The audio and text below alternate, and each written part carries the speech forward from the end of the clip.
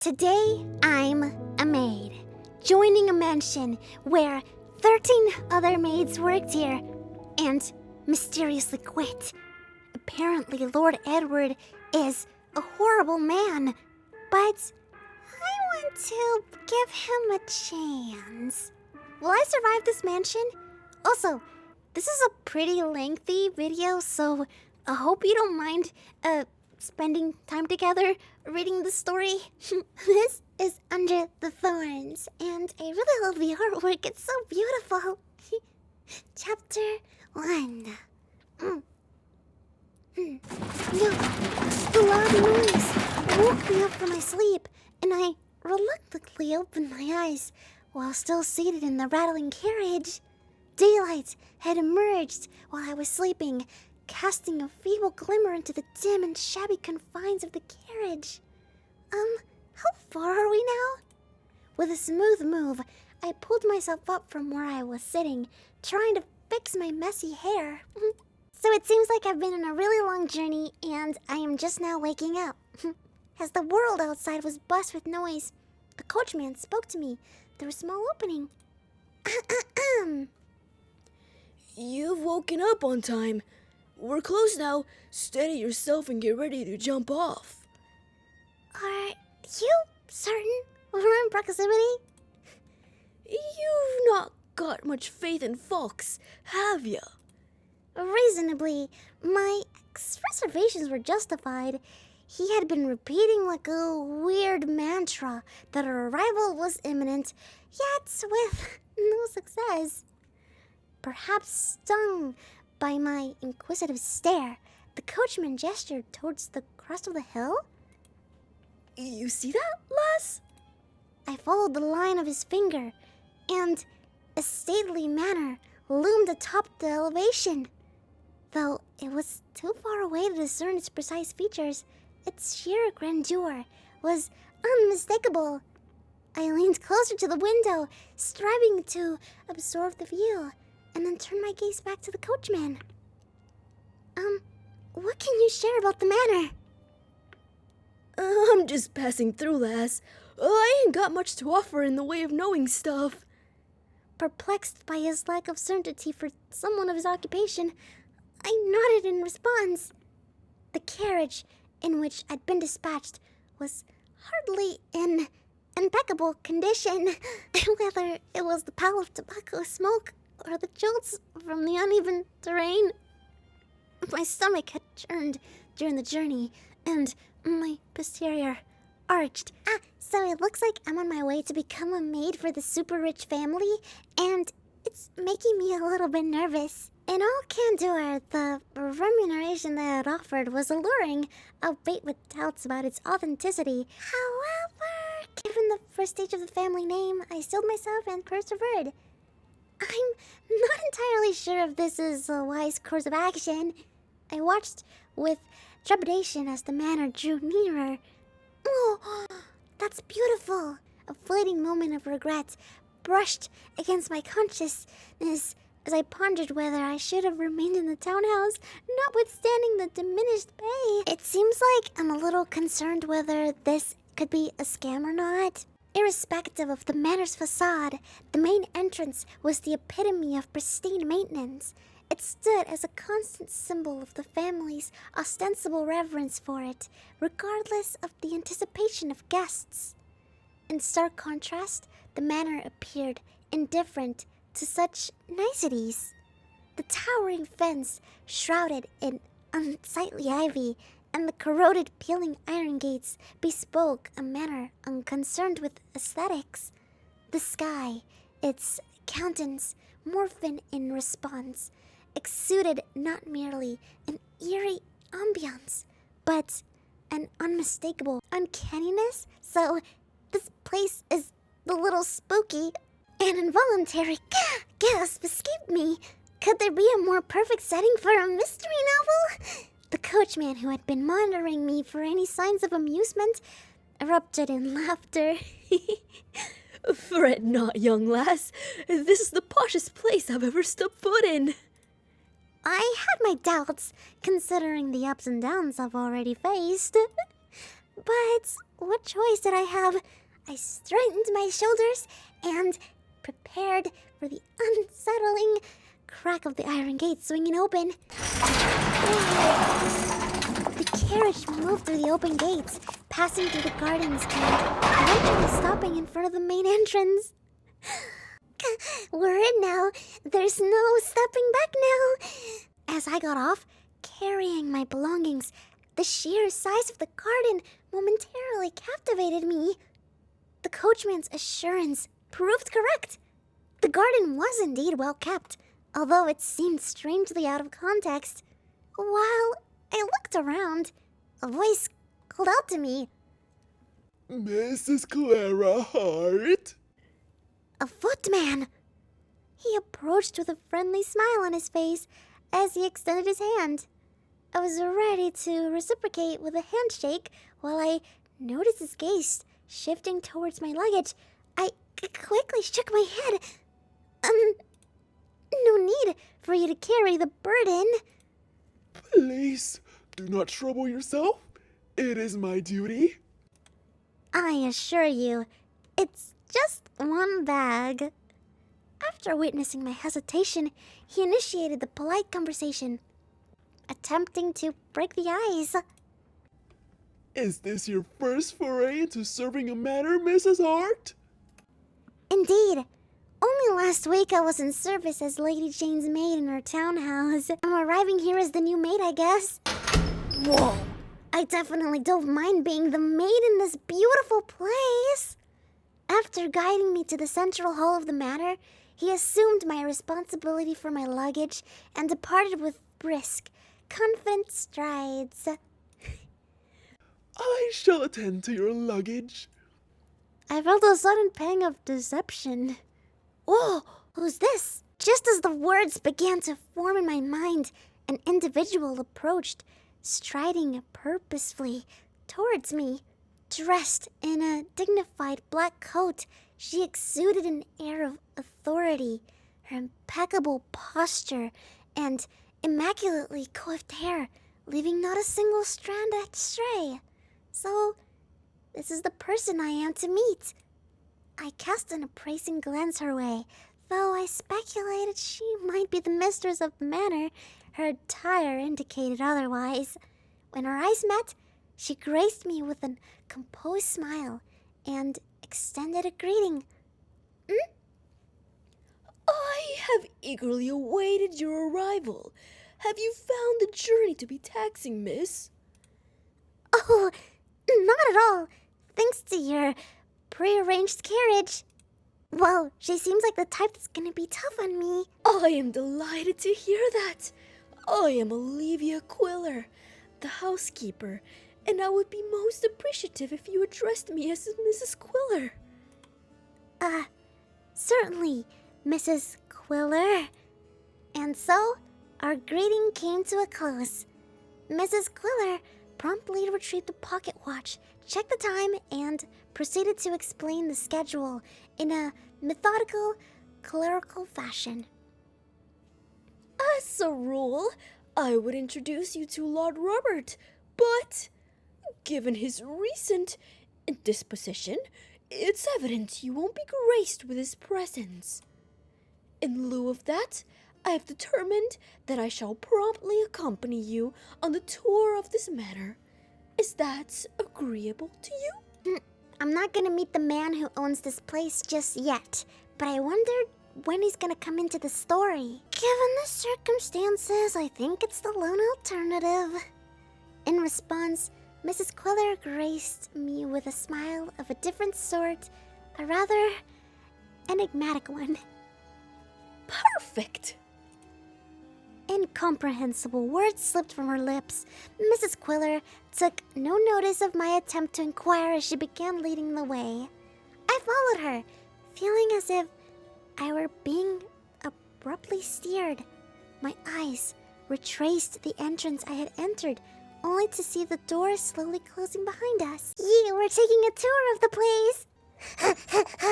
Whoa! In the corridor to the right of the manor house, we strolled through an area that evoked a cloister, portraits of ancestors adorned one wall, bearing with witness to their illustrious days. However, the manor's prevalent eerie atmosphere made it challenging to fully appreciate these depictions. I wonder what makes this place so eerie. It's somewhat disquieting to think that they appear so lifelike and might be observing me. I mulled over this while stealing a glance at Mrs. Quiller, who forged ahead. Her back was turned to me, and she continued to provide explanations, whether I followed or not. While she delved into the history of the manor and the biographies of ancestors, my understanding was limited to a general grasp of the layout. She refrained from inquiring whether I had absorbed the information, as if she had little expectation. Nonetheless, I paid close attention. She's about to tell me the rules of this place, but I know that there's something mysterious going on, and I'm gonna figure out what it is. In this manor house, we leave the door to an unoccupied room open. If closed, it implies the presence of guests or occupants of the house. Should you need to enter a closed room, knock and await a response before entering. What if there's no response? Do not enter. Request your supervisor to handle it. I shall remember that. I found myself slightly confounded, though I grasped the protocols of the manor. Mrs. Quiller, content with my composed demeanor, ascended the staircase without uttering another word, her gaze fixed upon the corridor's expanse. The next noteworthy point leads us to the bedchambers. She halted abruptly. I recoiled a few steps, narrowly avoiding a collision with Mrs. Quiller's back. Mrs. Quiller, typically serene, now appeared shaken? Mrs. Quiller? I turned my gaze toward her, pondering the nature of the disturbance. At the corridor's terminus, devoid of life amid an encroaching darkness, an enigmatic figure cast a long, human-like shadow. A mysterious presence meandered, swaying as if in spectral dance. It seemed oblivious to our existence. Wait, are we seeing a ghost right now? What is that? I felt a quiver of fear at the sight of this unfathomable phenomenon. Mrs. Quiller? I cried out, sensing the imperative need to retreat. Simultaneously, Mrs. Quiller seized my wrist, guiding us swiftly downstairs. The vision led us to the courtyard. I curled up, shivering from the biting chill of the wind, whereas Mrs. Quiller stood rigid, seemingly unaffected by the cold. Her eyes remained fixed on me in silence. A wordless pressure lingered, making my mouth go dry. What is going on? After a while, Mrs. Quiller broke the silence. Lady Jane's reference letter attests to your meticulous nature and taciturn disposition. To be candid, in my previous employment, I was somewhat of a troublemaker. Not precisely a gossip, but curiosity often got the better of me. I caused Lady Jane headaches with various incidents, but never by divulging secrets. I nodded awkwardly, and Mrs. Quiller's mouth corners twitched.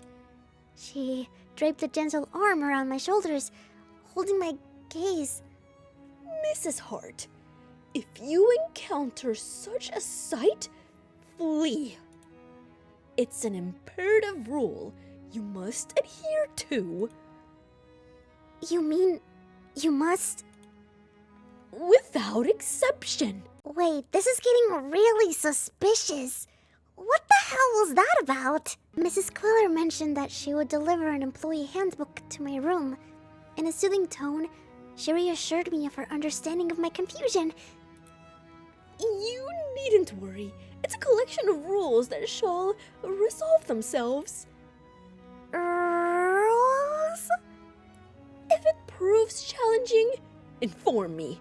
I tend to maintain a well-staffed house, allowing for your return home. No! Entrust me with the responsibility. Dang, she is gonna be strict on me, huh? Whatever Mrs. Quiller chanted to me about the owner of the maisons seemed to go in one ear and out the other.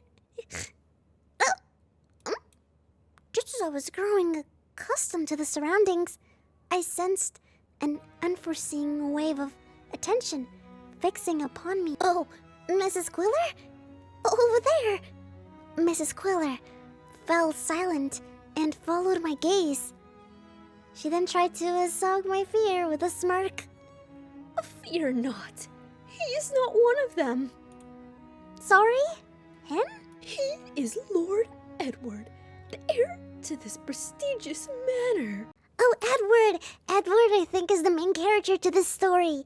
Wait, are we about to meet him?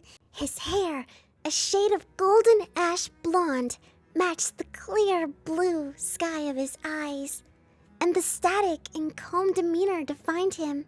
Our gazes met, his fingers fiddling with the delicate chain of his necklace as he observed our surroundings. A look of surprise crossed his face. He attempted to communicate something to me through subtle mouth movements. I found myself captivated, studying his lips with genuine intrigue. Focus! Oh, damn, he must be cute! Absorbed in observing the Lord, I momentarily overlooked Mrs. Quiller's presence. Her eyes narrowed for that very reason. Oops. Could you tell me more about Lord Edward? The question, intended as an invitation, earned only a raised eyebrow from her. A momentary gaze at the window preceded a dismissive response. He is an unruly man, a difficult one to deal with. I recommend you avoid talking to him as much as possible. Oh, understood. Stiff responses left me feeling out of place, a contrast to her earlier praise of manner. Oh, so she's saying Lord Edward is dangerous? Shall he visit the mausoleum? Give him space. He's very sensitive. Our conversation ended there. Wow, she really has nothing nice to say about Lord Edward. But it's getting interesting. Chapter 2. Oh, must be later in the day.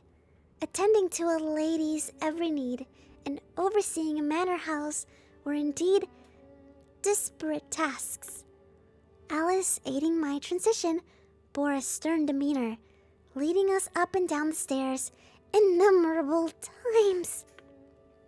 By its conclusion, my limbs trembled like a fledgling foal. I'm utterly cream-crackered. Worrying, propping myself, nearly at the brink of collapse. I entered the servants' hall. At the sunset, a bustling crowd had gathered. I sank into the nearest chair, exhaling a heavy sigh. My limbs are aching. I hope I can race again tomorrow. While I was massaging my weary legs and pondering, a man quietly occupied the seat across from me. He scrutinized me with a pensive stare, deeming me a stranger. Ah, this must be someone else who works for the rich man, huh? I'm not sure if I recognize you. I'm new to this place, as you can see. No wonder you seem to know me. I'm Thomas. Clara. When I ignored his hand, he discreetly wiped his damp palms on his apron, a smirk settling upon his features. He then continued speaking, adopting an air of sagacity. Right you are. You've clearly had a day of it. All tuckered out, are ya? Absolutely. I could barely lift a finger. Ah, that explains the lack of handshake. Well, fret not, my dear, for this culinary wizard is about to whip up something scrumptious to revive you. A short while later, Thomas reappeared, a plate in his hands, his face softened by the desire to comfort, held a warmth that contrasted with the coldness in my stomach. The aroma of food that Thomas had painstakingly prepared filled the air, but it failed to entice my senses. I took a small taste, more out of obligation than desire, and Thomas's face instantly became a mask of worry. Is it really that dreadful? Well, you do seem a bit unsure of yourself for a chef, wouldn't you say? Yeah, perhaps it's because I find myself playing the cook for the day. He let out a big sigh, as if the weight of the world was on his shoulders. Right. Well, the thing is, Mary, up and left suddenly, which threw us into a bit of a tizzy, you see. And I've been doing my best to pick up the slack, so to speak. Who's Mary? Well, she was the one who looked after the mausoleum before you, as it were. Utterly surprised by Thomas's knowledge of the things I had not shared, I asked, "And how exactly did you deduce that I'd be the new mausoleum keeper?" Well, whispers about you have been swirling around the manor for days, like leaves in a storm. It'd be quite the feat to remain completely oblivious, you see? Whispers about what? Oh, mostly about your, tincture, of course. We've even placed a friendly wager amongst ourselves on how long you'll last before throwing in the towel. My eyebrows shot up in astonishment at his audacity. How could he possibly make a bet without even knowing who the other person was? Catching my disbelieving stare, he let out a disgruntled sigh. Hey, don't give me that look. I was on your side. I bet that you would persist for a week. The mask of pleasantness of his face finally cracked, revealing a glimpse of the man beneath. As my disapproval became apparent, Thomas stammered out some excuse about needing to urgently attend to his duties and scurried away, seeking refuge in the kitchen. Wow, what a coward! And why are they being so rude to me? I'm the new maid! I suppose I should return to my chamber. Upon entering my assigned room, I was greeted by an unexpected spectacle. To my astonishment, it was an entirely private chamber. In abodes with limited space, shared longings were the norm, so I had expected something similar here. Am I their lost daughter or something? I hastily dismissed my unwarranted captivation, delivering a stinging slap to my own cheeks as a reprimand. What a tough first day, huh? My gaze swept across the room, landing upon a delicate stack of papers precariously perched atop the dresser. I snatched it up and delved into the instructions. Let me see. Employee handbook. So this is like all the rules and stuff. 1. Confidentiality mandate. All occurrences within the manor must be kept secret from the outside world. This is a contractual obligation, and any breach will result in a disciplinary action in accordance with the policy. Because they're trying to hide their secrets. Restricted passageways. Do not enter corridors where shadowy figures are known to manifest. During daylight hours, these corridors often become inhabited by humanoid shadows. While no physical contact has been reported, we suspect potential danger, and entry is strictly prohibited. If your duties require you to be in these areas, inform your supervisor and seek alternative assignments. Oh? What? What is this rule? Avoid lengthy conversations with Lord Edward? Interaction is permitted when necessary, but refrain from initiating conversations unless invited. If someone brings business to Lord Edward, promptly direct them to Olivia Quiller. Wow, so Lord Edward doesn't want anyone to talk to him, huh? In the blink of an eye, I drifted into the realm of dreams, leaving behind the day's events. The jarring resonance of a knock tore me from the brink of sleep. With a groggy mind, I surveyed my surroundings, only to discover the room shrouded in an impenetrable darkness. Struggling to regain my bearings, I hastily assessed my attire, then cautiously approached the door, my thoughts racing with the impending disruption. Oh, what do I do?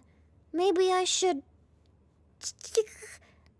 I'm not gonna open the door. I don't think I should open the door because it's kind of against the rules.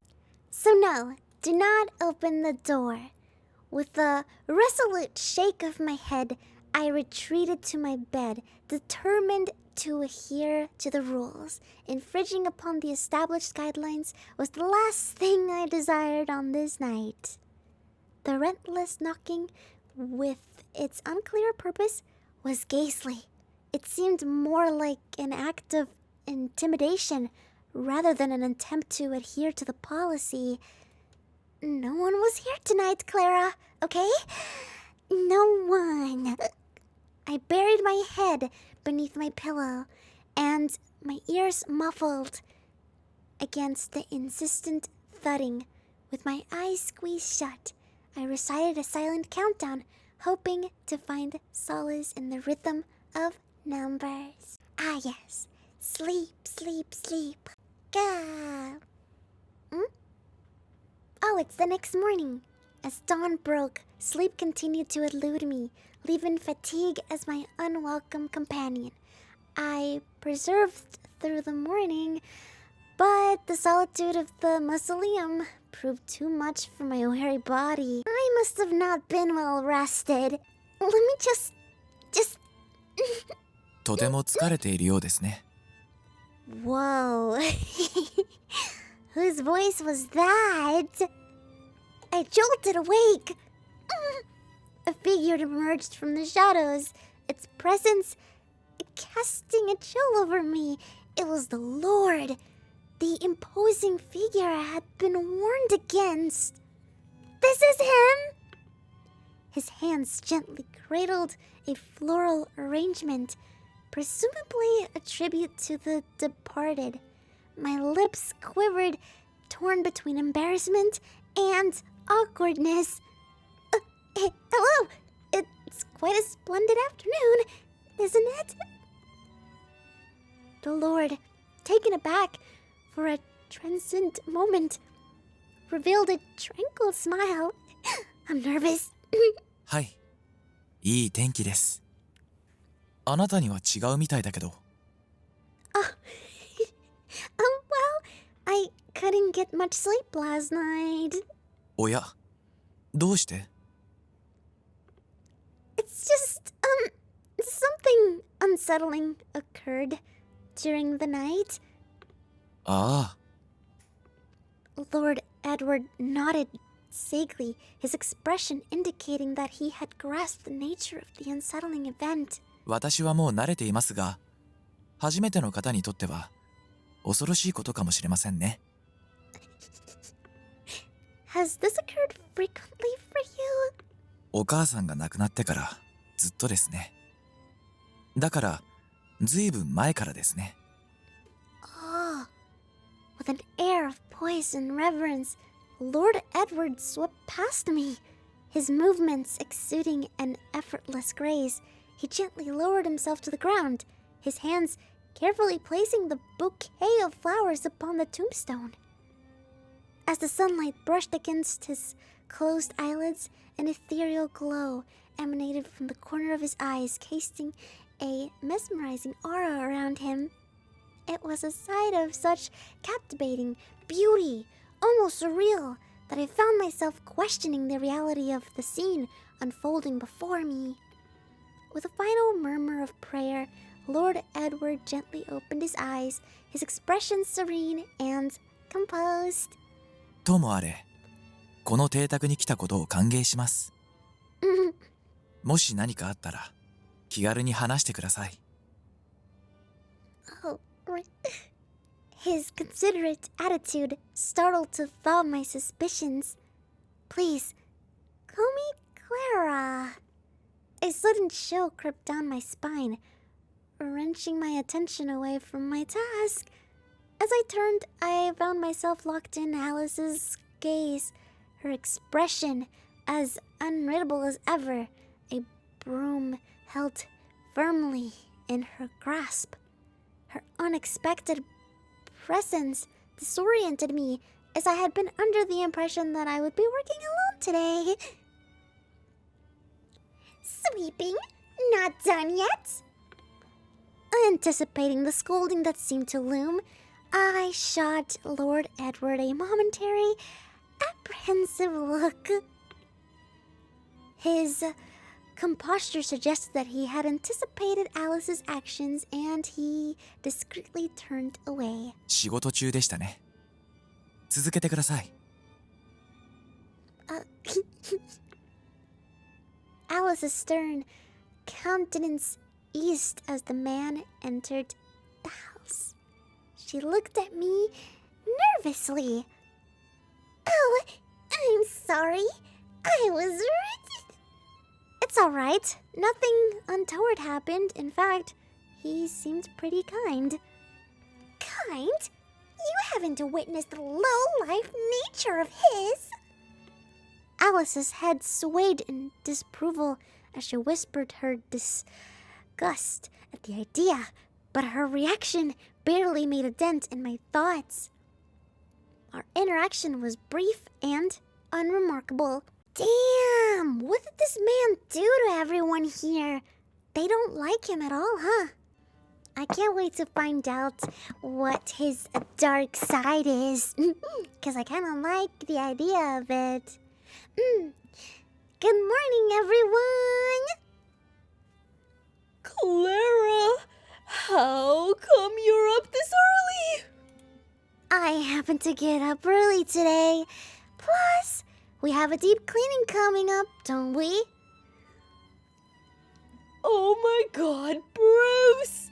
Our little Clara has grown up to be the big maid! I have always been a maid.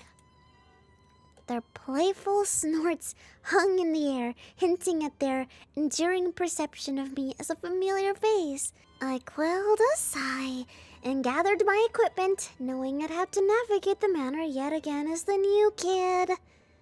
2 months have passed since I arrived at this manor. Wow, a lot of time went by, huh? Ugh, there's that shadow again. Despite my growing familiarity with the manor's layout, I still couldn't shake off the lingering sense of disquiet that clung to its walls. With a furrow creasing my brow, I swiftly pivoted and descended the stairs, my eyes darting nervously away from the lurking shadow. I still don't understand how everyone here is okay with the shadows. I'm running late. Anticipation quickened my steps as I rounded the bend, for I sensed the presence of one awaiting me. Good morning. Have you come to make another visit to the mausoleum today? True to my expectations, Edward sat poised before the tombstone, our invisible connection drawing him to this familiar spot. As I approached, his face lit up with a smile as radiant as a flower in a full bloom, a silent welcome that transcended words. 今日に限って日差しがよく当たるね。いい天気だよ。I love his voice. I agree. It's almost spring. Upon closer acquaintance with Lord Edward, I discovered a stark contrast between the perception of others had installed in me and the reality of the man himself. He possessed a depth of compassion that defied the callous reputation he bore, a trait that slowly chipped away at the preconceived notions I had harbored. Yeah, they made this man seem like he was bad, but I seemed to like him a bit. My instincts, though often dismissed as unreliable by those who deemed me insensitive, seemed to be offering a more nuanced understanding of Lord Edward.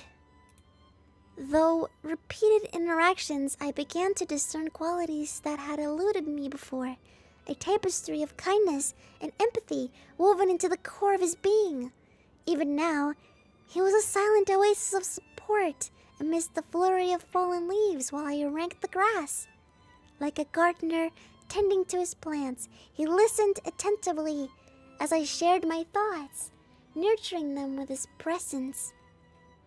Could the frequent turnover of mausoleum attendants be the reason? But it's been 2 months already. 時間が経てばきっと良くなるだろう。トーマスはもう何も言ってないよ。Only because he lost the bet. My lord, I don't come across as childish, do I? ううん。クララは大人のように見えるよ。Oh, you're not being sarcastic, are ya? 褒め言葉だよ。Uncertain of the propriety of servant forming such a close bond with her employer, I nonetheless found solace in the quiet moments shared with Lord Edward. As our conversation flowed, I was struck with the unexpected parallels between us, a realization that sparked both wonder and curiosity. It was a curious phenomenon, the way a lord and servant, despite their vastly different stations, could discover a common ground that bound them together. そういえば、おじがハガキを送ってきたよ。Oh, Lord Brandon? うん。今回は海を渡るそうだ。到着したら写真を送ってくれると言っていたんだ。That sounds quite exciting. I'd love to travel like that someday. そうだね。なんて美しいんだろう。Edward's expression softened into a wistful reverie, as if he were already aboard a ship slicing through the waves of his own grand adventure. A youthful vibrancy, previously concealed by his usual stoicism, now radiated from his features. For the first time, he looked his actual age. I placed my rake aside and settled myself down a comfortable distance away. Why not travel when you have the opportunity? そうできたらいいのだが。An awkward smile smeared across Edward's face, his voice trailing off as he hesitated to continue. It was clear he was dodging a particular subject, most likely to the illness of Robert, the manor's ruler. I completely understand your hesitation. It's a sensitive topic. Edward's lips moved silently, forming and discarding words, until finally he tried to mask his disconcert with a smile over his face. ありがとう、クララ。Oh. The morning slipped away quickly, filled with lively conversation and laughter. The lunch hour had flown by, and now Edward, filled with regret, actively sought to help with the remaining cleanup. Unfortunately, his efforts at cleaning proved less than fruitful, creating more work than he intended. At least he tried to help. As I organized the cleaning supplies, a sudden sound pierced the silence, drawing my attention. Bruce stood there, his arms folded across his chest, a playful smile dancing on his lips. Who's Bruce? Here we go again.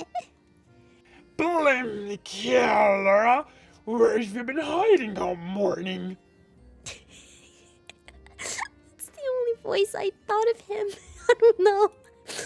Now, Bruce, if I may remind you, my duties lie with the upkeep of the mausoleum. You've been with Lord Edward again? What's the meaning of again? It's not like we're glued at the hip or anything. Oh, really? Don't think I haven't noticed what's brewing. Honestly, Bruce, give it a rest. It's not what you think. I cut off Bruce's interference with a firm voice, needing to focus on the precise task at hand. Bruce gave me a nonchalant shrug, his unconcern evident in his casual posture. Come on, spill the beans. Everyone's nosy about where you've been all morning. Oh, please drop it, Bruce. I'm already on edge after bumping into that. Well, that thing again today. That's it? Just 'cause of that one little beastie? Doesn't make much sense, does it? What if I told you I was struggling to rake leaves? Well, that can be tiring work, I suppose. Bruce, I know this might sound silly, but you know how long it didn't take to learn something new. Don't make me feel bad about it. Bruce grinned broadly, showing off his crooked teeth that made him look a bit intimidating. I kept my face blank, refusing to let it get to me. All right, I'll give you the benefit of the doubt this time. Well, thanks for nothing. But better watch your step with Lord Edward. No mattering, that's the rule. I turned and walked away, feeling a slight chill despite the warm day. It was difficult to tell a lie, especially one so out of character. But nobody is interested in befriending Lord Edward other than me. Oh, I think Olivia's calling out to me. Yes, hello? Come in. I closed the door softly and approached her. The room was overflowing with papers and envelopes, clearly neglected due to the Lord's absence. Clara, at your service, ma'am? Taking a deep breath to steady my nerves, I offered a greeting. Olivia, her eyes momentarily glued at the documents before her, eventually looked up and removed her glasses. With a gentle press of a finger to her forehead, she acknowledged my presence. Oh, it's you. Have a seat. I took a seat in the chair in front of her, perfect for a long, relaxing conversation. My desire to depart grew stronger with each passing moment. How can I help you? Alice happened to mention that you've been working through your lunch break, Clara. Lunch break, Clara. Is that so? Well, I was told that Mr. Robert cares for the Muslims, though. I haven't summoned you to reprimand you. I don't approve of the hard work in the slightest. I appreciate your understanding. However, I must insist that you don't skip meals. Steeling myself for Olivia's potential dismissal, I was met instead with unexpected praise for my meticulous work. The surprise was compounded by my previous anticipation of accusations of napping from either Alice or Bruce. As I contemplated whether to rise, Olivia abruptly began divulging details of her personal situation. Clara, to be honest, the Lord hasn't been feeling quite himself lately. Oh no! Is that so? Edward's downcast expressions made sense now. This was what weighed heavily on his mind. Olivia's gentle mind and nod suggested a misunderstanding of my words. Yes, thanks to that, I'm in charge of his care. Thanks to that, I'm momentarily confused by Olivia's cryptic comment. Since I am unable to leave the manor, I would like you to pick up the medical supplies in my stead. My jaw dropped at the enticing offer. Pardon? If it possesses too much inconvenience for you, there's no obligation. Not at all. It's not difficult at all. Olivia's unexpected compliments were understandable now. Given the circumstances, I have little choice but to accept her offer. Recognizing the implication of Olivia's words and my own lack of options, I simply offered a smile. That settles it then. I'll notify you when we're scheduled. For now, concentrate on the primary tasks. As you wish. I'm counting on you, Clara. A grateful nod escaped my lips, masking the bewilderment that churned within me. Was entrusting such a task to a new maid truly wise? Perhaps Lady Jane's recommendation spoke volumes of my capabilities. Surely Olivia wouldn't assign this responsibility without unwavering assurance of my reliability. Oh, wouldn't you agree, my lord? まあ、オリビアはそんな紹介状一つで心を変える人ではないから、ただ君のことが気に入ったんじゃないか? What aspect of my character? オリビアだけが知っているだろう。Edward lowered himself onto the grassy ground, and I took a seat beside him. Though I harbored some discontent, I nodded. I trust the journey will not overly strain us. 魚者がちゃんと連れて行ってくれるだろう。心配いらないよ。I still have some butterflies in my stomach. Have you ever been there by any chance? Edward's head denied the question with a subtle shake. These strips were usually left to the servants, but his expression hinted at something unspoken. As I released a heavy sigh, a fugacious concept. I'm so sorry if I'm mispronouncing some of these words. My brain's small. Leading me to redirect my focus. The sea! Alice mentioned a harbor near our destination. Why don't we venture there together?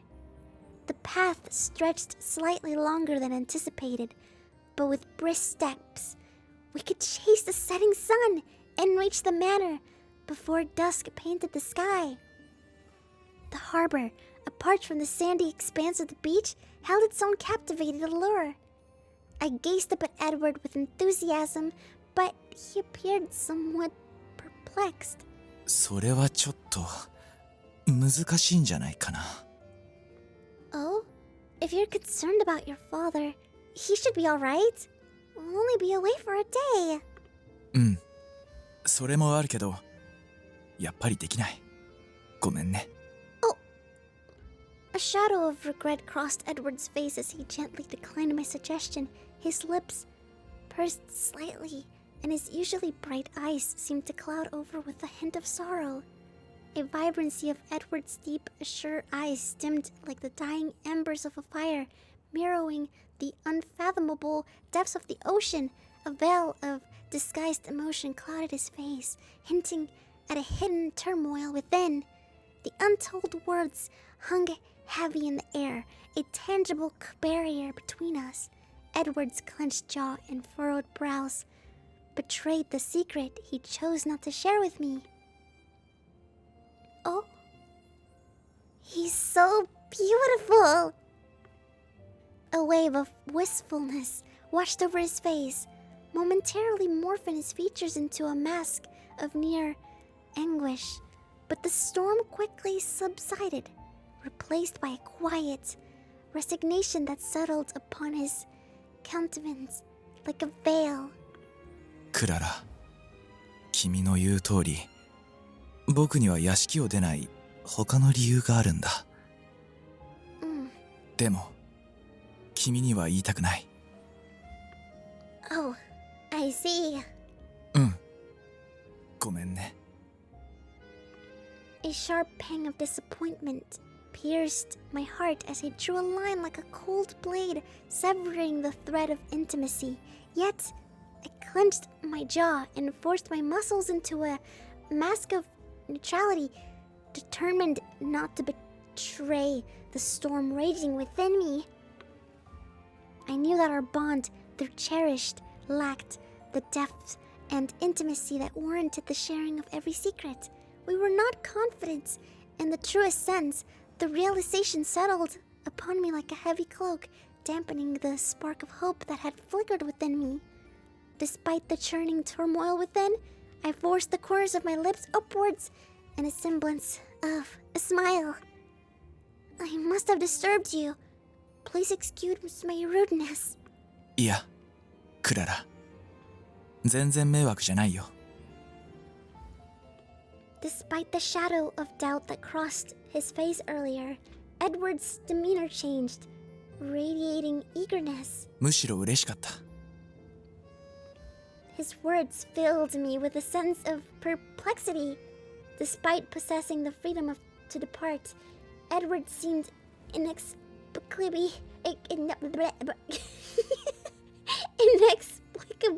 confined within the manor. People treated him as a liability despite being employed by him and his family. And Edward endured it all with an unwavering submissiveness, never venturing beyond the manor's walls. It became glaringly obvious that the secrets he hoarded close to his chest were missing pieces of the puzzle to his existence. No? Chapter 3! It's getting really interesting. Mrs. Clara! Oh, wait, that's Mrs. Quiller. I'm Clara. Clara! Mrs. Quiller requests your presence in her room. Hearing my name, I was instantly transported back to the conversation we had just shared. My curiosity piqued. The memory of her request, an errand needing my assistance, surfaced in my thoughts. Setting aside the cleaning supplies, I hurried to Olivia's quarters, recognizing the urgency in her tone and responding with a decisive knock upon the door. Come in. Hi! Papers still littered the room. Wow, he hasn't checked them. Testament to the ongoing task of organization that Olivia diligently undertook. The muted words felt like a glowing weight in my chest, forcing me to interrupt the symphony of rustling paper and finally make myself known. Good morning, Mrs. Quiller! Oh, Clara. I thought it might be someone else. Olivia reached into his arms and retrieved a pair of papers. These letters note down the symptoms of illness. Please be careful not to lose them. Certainly, I will be cautious. Olivia confirmed she would call me once the carriage arrived tomorrow, including a map for good measure. Her thoughtfulness left me speechless, making my worries shared with Edward the previous day seem utterly trivial. I apologize for the urgency, but precision is crucial since Lord will be relying on those medications. So, don't forget to obtain the medication. Directions from the doctor. Yes, I'll ensure to get them.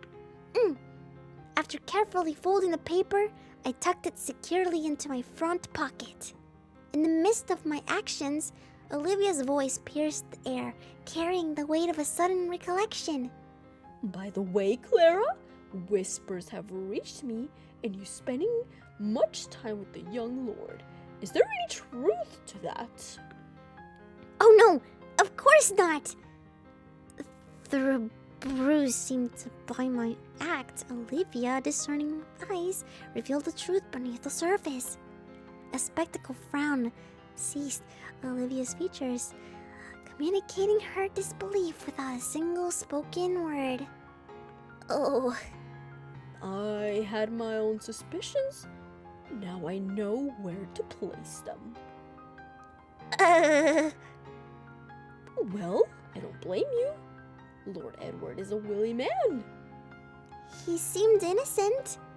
Her words caused me considerable distress, prompting me to attempt a defense.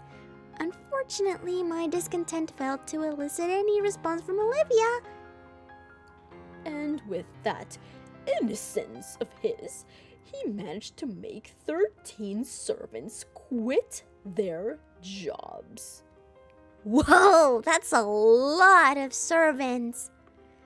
Wow. Wait, really? Is he really that bad? He doesn't seem that bad. Clara, I have a duty to protect the servants, and that includes you. You'll have to keep in mind that everything I say, even if it seems harsh, is to keep you safe. Understood, ma'am. A sigh escaped my lips as I pushed open the door and stepped out into the hallway.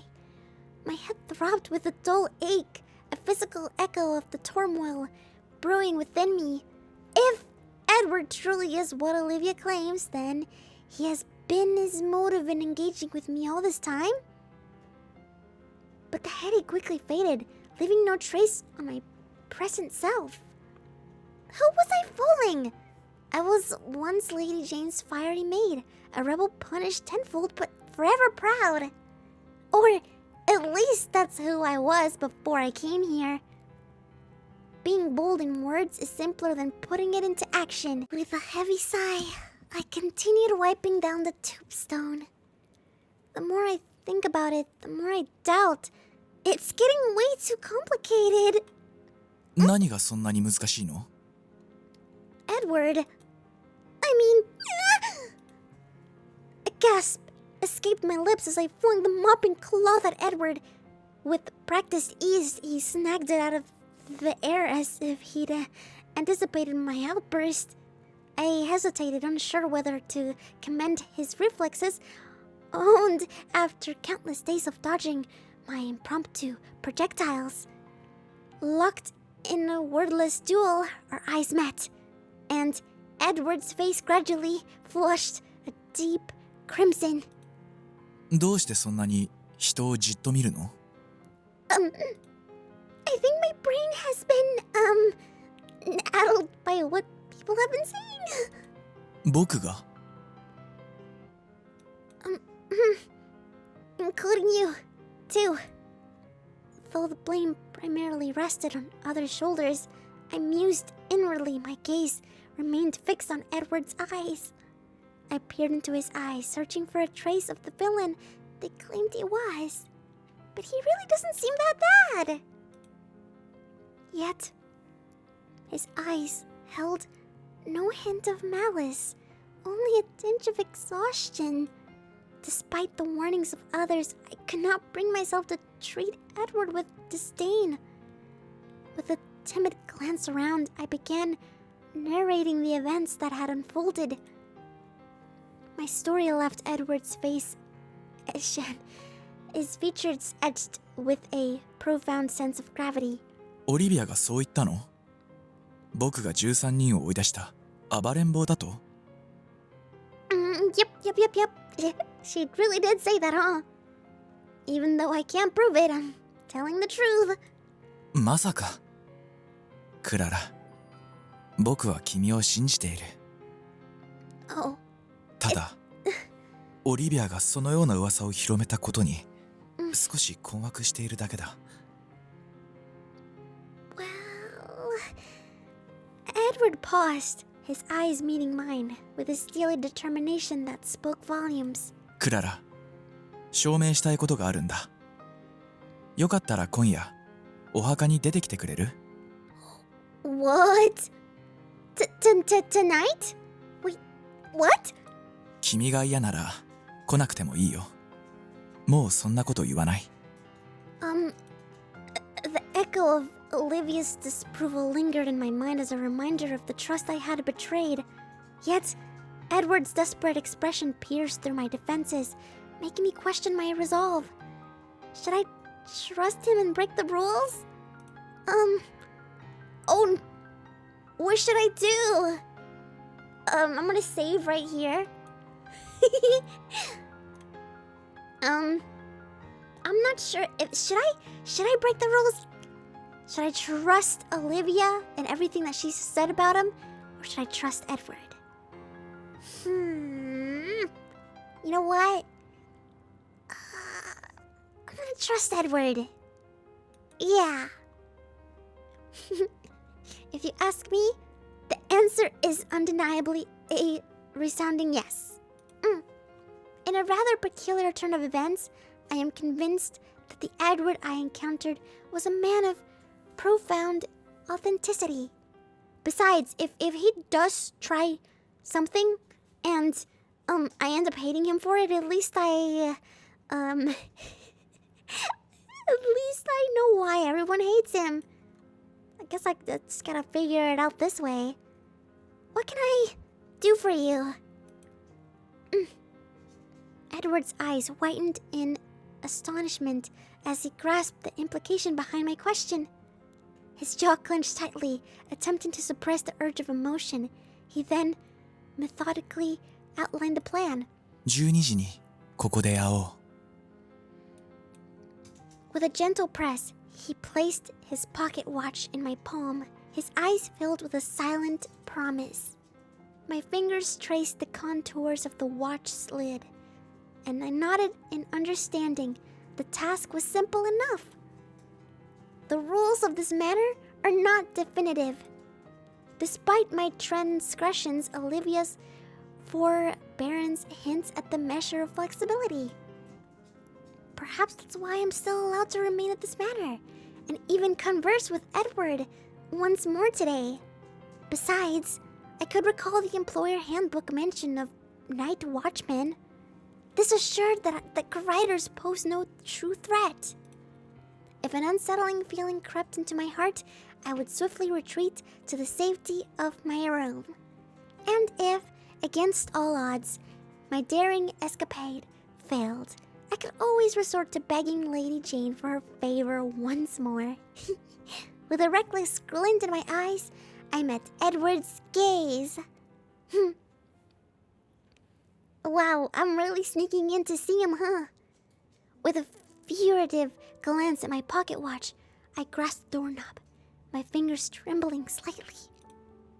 But the hinges, generously oiled, yielded to my touch without a single creak, allowing the door to open silently. Door to empty rooms needs to open, but I'll make an exception this time. The weight of 4 transgressions pressed down on me, each one a stone in my heart, the air cracked with potential of expulsion, a fearsome storm brewing. However, a defiant spirit, a glimmering candle in the darkness ignited within me. With a weary sigh, I slipped out, the door closing with a final thud, leaving my actions to be judged by the uncertain hand of fate. Oh, wow, look at how the halls look! During the night, from the vantage point of the master bedroom window, the mausoleum stood unmissable. This meant its presence dominated the landscape directly opposite the servants' quarters. With the urgency of a fugitive, I sprinted across the first floor corridor, the feeling of the thief clinging to my skin. My heart pounded in my chest, each footstep echoing the stillness. Every shadow held the potential danger, and I was primed to vanish into the darkness at the moment's notice. I'm so bad at breaking the rules. Oh, the stillness of the night was shattered by the sudden intrusion of an orange glow, slowly but steadily approaching. I retreated into the shadows of the trees, peeking cautiously from behind a sturdy trunk. If anyone was bold enough to fault the rules, I reasoned, it could only be Edward. However, as the approaching figure materialized in the moonlight, my heart lurched, and the blood drained from my face, leaving me pale and trembling. Huh? A figure emerged from the darkness, her form obscured by a flowing robe. It was Olivia, her imposing frame barely concealed. My curiosity simmered, urging me to follow Olivia's footsteps with cautious vigilance. Olivia's face faltered after a short distance, and she paused before a dilapidated structure. Halfway between the courtyard and the imposing annex building, I had caught a glimpse of it earlier. What? What is she going into that building for? Well, it doesn't seem like I can do anything about it. My mind raced with possibilities and urge to unravel the truth. But then, the weight of my initial business came crashing down, leaving me no choice but to turn away, a frustrated sigh, escaping my lips. Well, she is the housekeeper, so I guess working overnight wouldn't be entirely unexpected.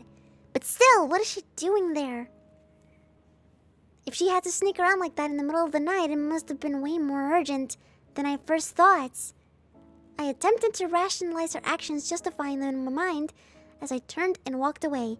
Yet, the weight of my concern remained, manifesting in the heaviness of my steps. Oh, there you are! Reaching the mausoleum, I found Edward, leaning against the cold stone, his eyes closed in contemplation. Bathed in the soft moonlight, he seemed unaware of his hair glowing like an ethereal blue. Its color, intensified by the night, they gave him an air of quiet mystique. My lord, I'm here. よく来てくれたね。大変じゃなかった？ Not at all. I'm a regular here by now. そう？よかったね。迎えに行くことができなくて心配だったんだ。And that would be the sound of my dog being bored. He gathered the blanket that had been resting on his lap. 話が長くなりそうだから準備したよ。I'm alright. I'm not feeling the chill too much. I extended my hand with haste, hoping to convince him of the mild temperature, but Edward didn't seem to believe me. No, I really mean it, my lord. You should put the blanket on. Edward's hand appeared palm open and inviting, his fingers outstretched like a bridge waiting to be crossed. I locked my eyes with him, then intertwined our fingers. He slowly pulled me closer, the warmth of his touch radiating through my palm. He led me to the seat beside him, his gentle tug a silent command to join him. これはどう？こうすれば二人ともかけられるけど。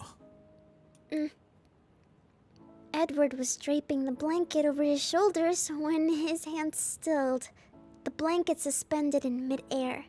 A gasp escaped his lips, Not from extension, but from the sudden awareness of our proximity. The warmth of his presence intensified under the shared blanket, and I turned to look at him, drawn in by his nearness. The silence stretched, thick and heavy, until Edward, like a rusty, wind-up toy, began to turn his head. His cheeks, flushed with a rosy glow, were visible in the moonlight's soft luminescence. ごめん。近すぎた。Oh, it's alright. You were just trying to be thoughtful. 気まずかったら立ってもいいよ。いや、僕が立った方がいいね。What? I'm perfectly fine, my lord. Please, remain seated. My attempt to rise from the ground became a comedic spectacle as my feet tangled in the treacherous depths of the blanket. Edward, the unwitting participant in my impromptu performance, attempted to regain his balance, but our efforts were doomed to failure. We rolled across the floor in a flurry of limbs. When we finally came to a stop, our faces were only a few inches apart. I couldn't help but laugh at the ridiculousness of the blanket engulfing us like a playful octopus. Edward, caught in the unexpected turn of events, soon joined in, our laughter filling the night with joy and a touch of self-deprecating humor. After a while, breathless and grinning, we untangled ourselves and continued our conversation, the memory of our shared clumsiness forever etched in our minds. 大丈夫？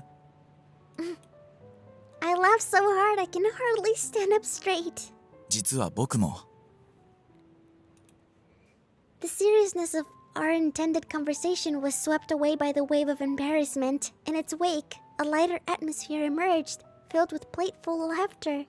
The shift in mood allowed me to reframe my question, infusing it with a touch of humor that mirrored the newfound ease we now shared. Well, now that the air is clear, perhaps you'd like to share what brings you here tonight, 二人で気楽に話がしたかったんだ。The day felt suffocating, filled with the weight of countless eyes watching our every move. The persistent scrutiny of other servants made it difficult for Edward and me to find a comfortable space for a private conversation. Edward gave a hefty sigh and pushed himself into a seated position. 君が僕を信頼しているのか知りたかったし。Without question, I trust you, my lord. うん。今は僕もそう思っている。The rigidity of his features softened, replaced by an expression that spoke of ease and comfort. The seriousness that had once clouded his eyes was now replaced by a spark of youthful spirit. This wasn't a setback, but a revelation. It warmed my heart to see him finally open up and reveal his true self. When he became aware of his intensity of my gaze, Edward gently looked away. うん。それじゃあ少し歩こうか。夜に見る庭園はかなり美しいんだ。Really? The garden? It's probably too dark to see much, wouldn't you say? The garden, which I had noticed through the corridor windows before coming here, was completely shrouded in impenetrable darkness. But Edward, his hand outstretched with unwavering confidence, dispelled it with a reassuring gesture. 行ってみればわかるよ。Wow! Look at how beautiful this looks! A kind soul had preemptively lit the lamps, alleviating my concern as the soft glow illuminated the path. That's what gave him his confidence, I reckoned, having to look around. My word, this place is a complete metamorphosis from its earlier state. 夜の庭は邸宅の自慢なんだ。以前はここで一晩中パーティーを開いていたみたいなんだよ。Oh, I bet. Don't tell me you still do that, do you? いろんな事情が重なってね。Oh, Edward's voice, though laced with a hint of worry, carried a hopeful melody that I haven't heard before. お父さんが全開されたらまた始めようかと思う。I have full confidence that he will recover. Lifting the candles stand beside me, I met Edward's warm smile, and we began our walk. The air hung heavy until we reached the fountain, where he finally broke the silence and spoke. 君も知っているだろうが、この邸宅では誰も僕に話しかけてくれない。Oh, it probably has something to do with Mrs. Quiller's orders. 単に指針のためではない。クララ、僕は。What is he about to say? Edward's lips became a tight line, the subject still a thorny barrier to his voice. The candlelight flickered and danced in his hazy blue eyes, reflecting the turmoil within. Sensing his struggle, I reached out, a silent offering of comfort. Perhaps we can discuss this matter next time. 次はないかもしれない。He murmured in a voice trembling with unease. Startled, I yelped and flinched. My focus had been solely on him, rendering me oblivious to the stone break jutting out from the ground. Acting swiftly, Edward wrapped his arms around me, but inadvertently, dropped the candle stand. Oh, the shortened candle tumbled down, its flame sputtering and dying in the darkness. A moment of silence settled upon us before Edward cupped my cheek, his touch gentle and reassuring. 大丈夫？ Yes, my lord, but the candlelights. With a heavy sigh escaping my lips, I felt the tension ease from Edward's embrace as he loosened his hold. 音がしたから人が来るだろう。部屋まで連れて行ってあげる。I assure you I'm all right. Please, proceed ahead of me. いや、僕が呼び出したのに一人にさせるのはちょっとあれだよ。But I'm your servant. どうせ戻るでしょ？ What do you mean? My room is on the opposite side of your... A piercing epiphany jolted me upright. You're returning to the mausoleum again? Edward inclined his head in a tepid acknowledgement. 眠れない日には時々そうするんだ。気分が良くなるんだよ。Oh. Even on a night as frigid as this, you'll surely fall ill if you remain awake all night. さっきは寒くないって言ってなかった？ It most certainly is now. Edward's lips twisted into a bemused smile, his surprise betraying him at my bold declaration. He shifted awkwardly, unable to meet my gaze, and glanced down at the floor. 仕方ないね。His expression bore a curious mix of embarrassment and an inexplicable pleasure, as if he had never encountered such a feeling before. Astonishment washed over me as I witnessed this unfamiliar side of him, prompting me to turn my head away in surprise. The feeling was strange, a nebulous sensation that eluded comprehension.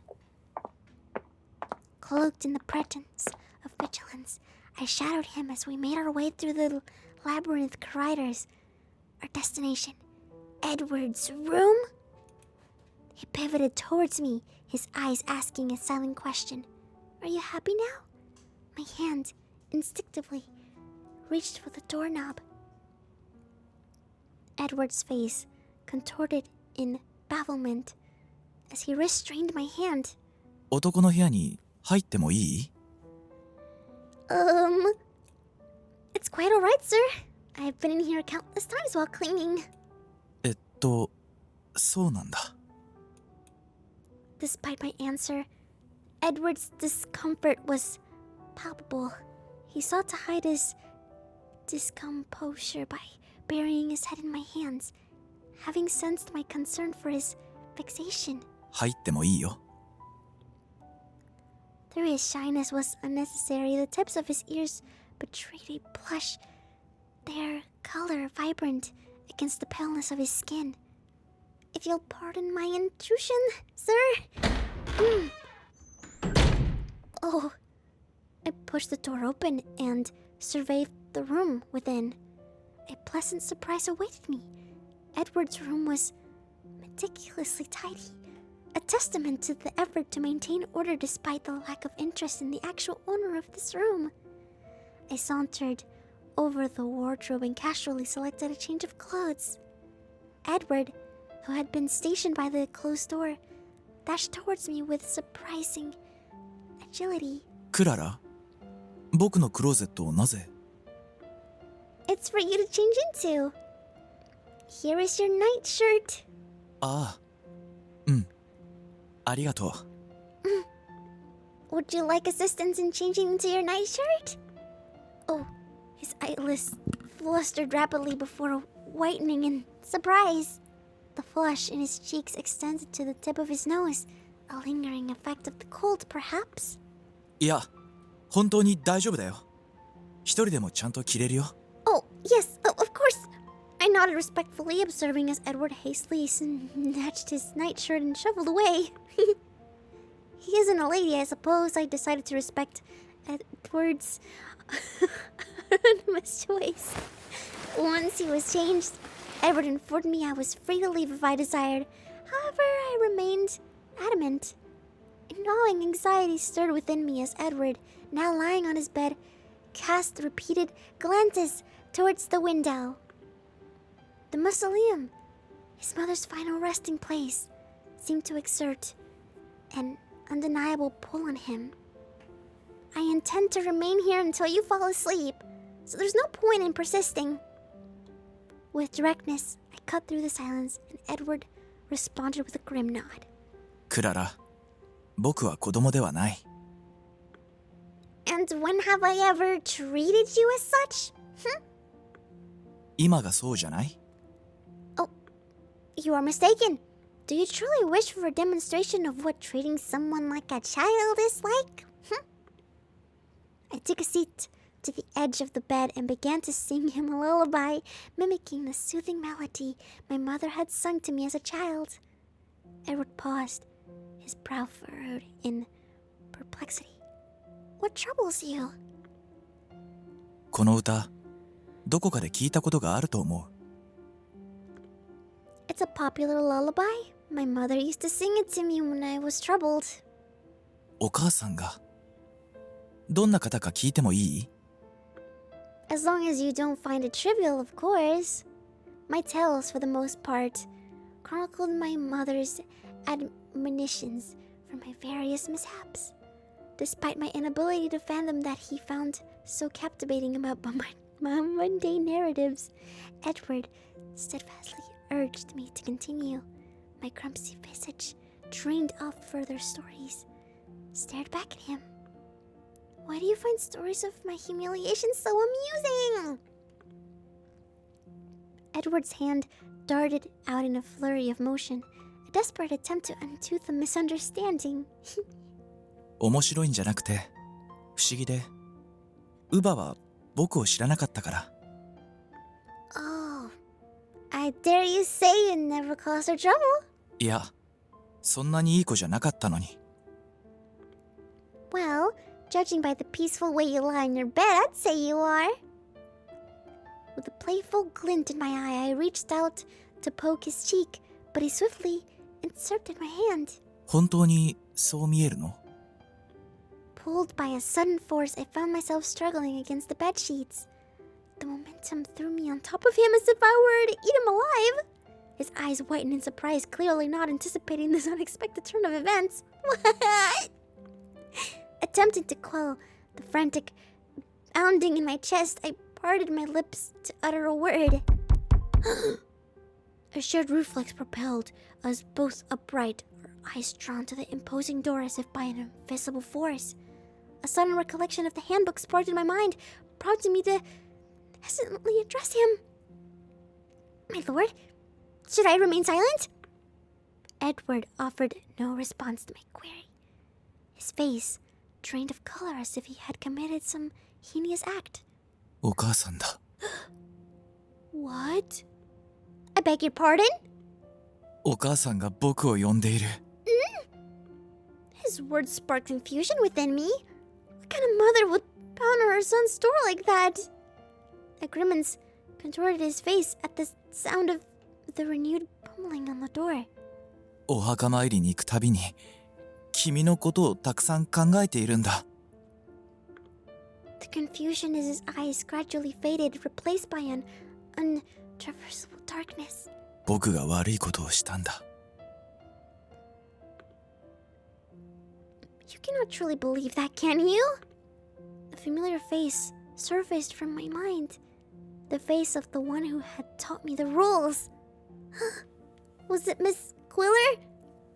Did Olivia Quiller claim that was your mother?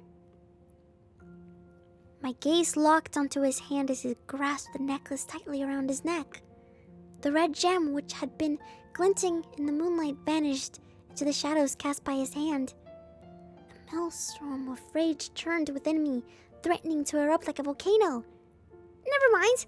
I'll just prove to you it's not her. Even if it were the spirit of Lady in this house, I could not stand idly by and witness her torment her own son. With steely resolve, I rose to my feet, only to be abruptly pulled back down by the restraining force around my wrist. Edward had not released his hold on my hand, his grip unwavering. やめてくれ。 But, my lord! 僕は大丈夫。ただ、もう寝たい。 Oh. Unable to resist, I yielded and settled back down on the edge of his bed.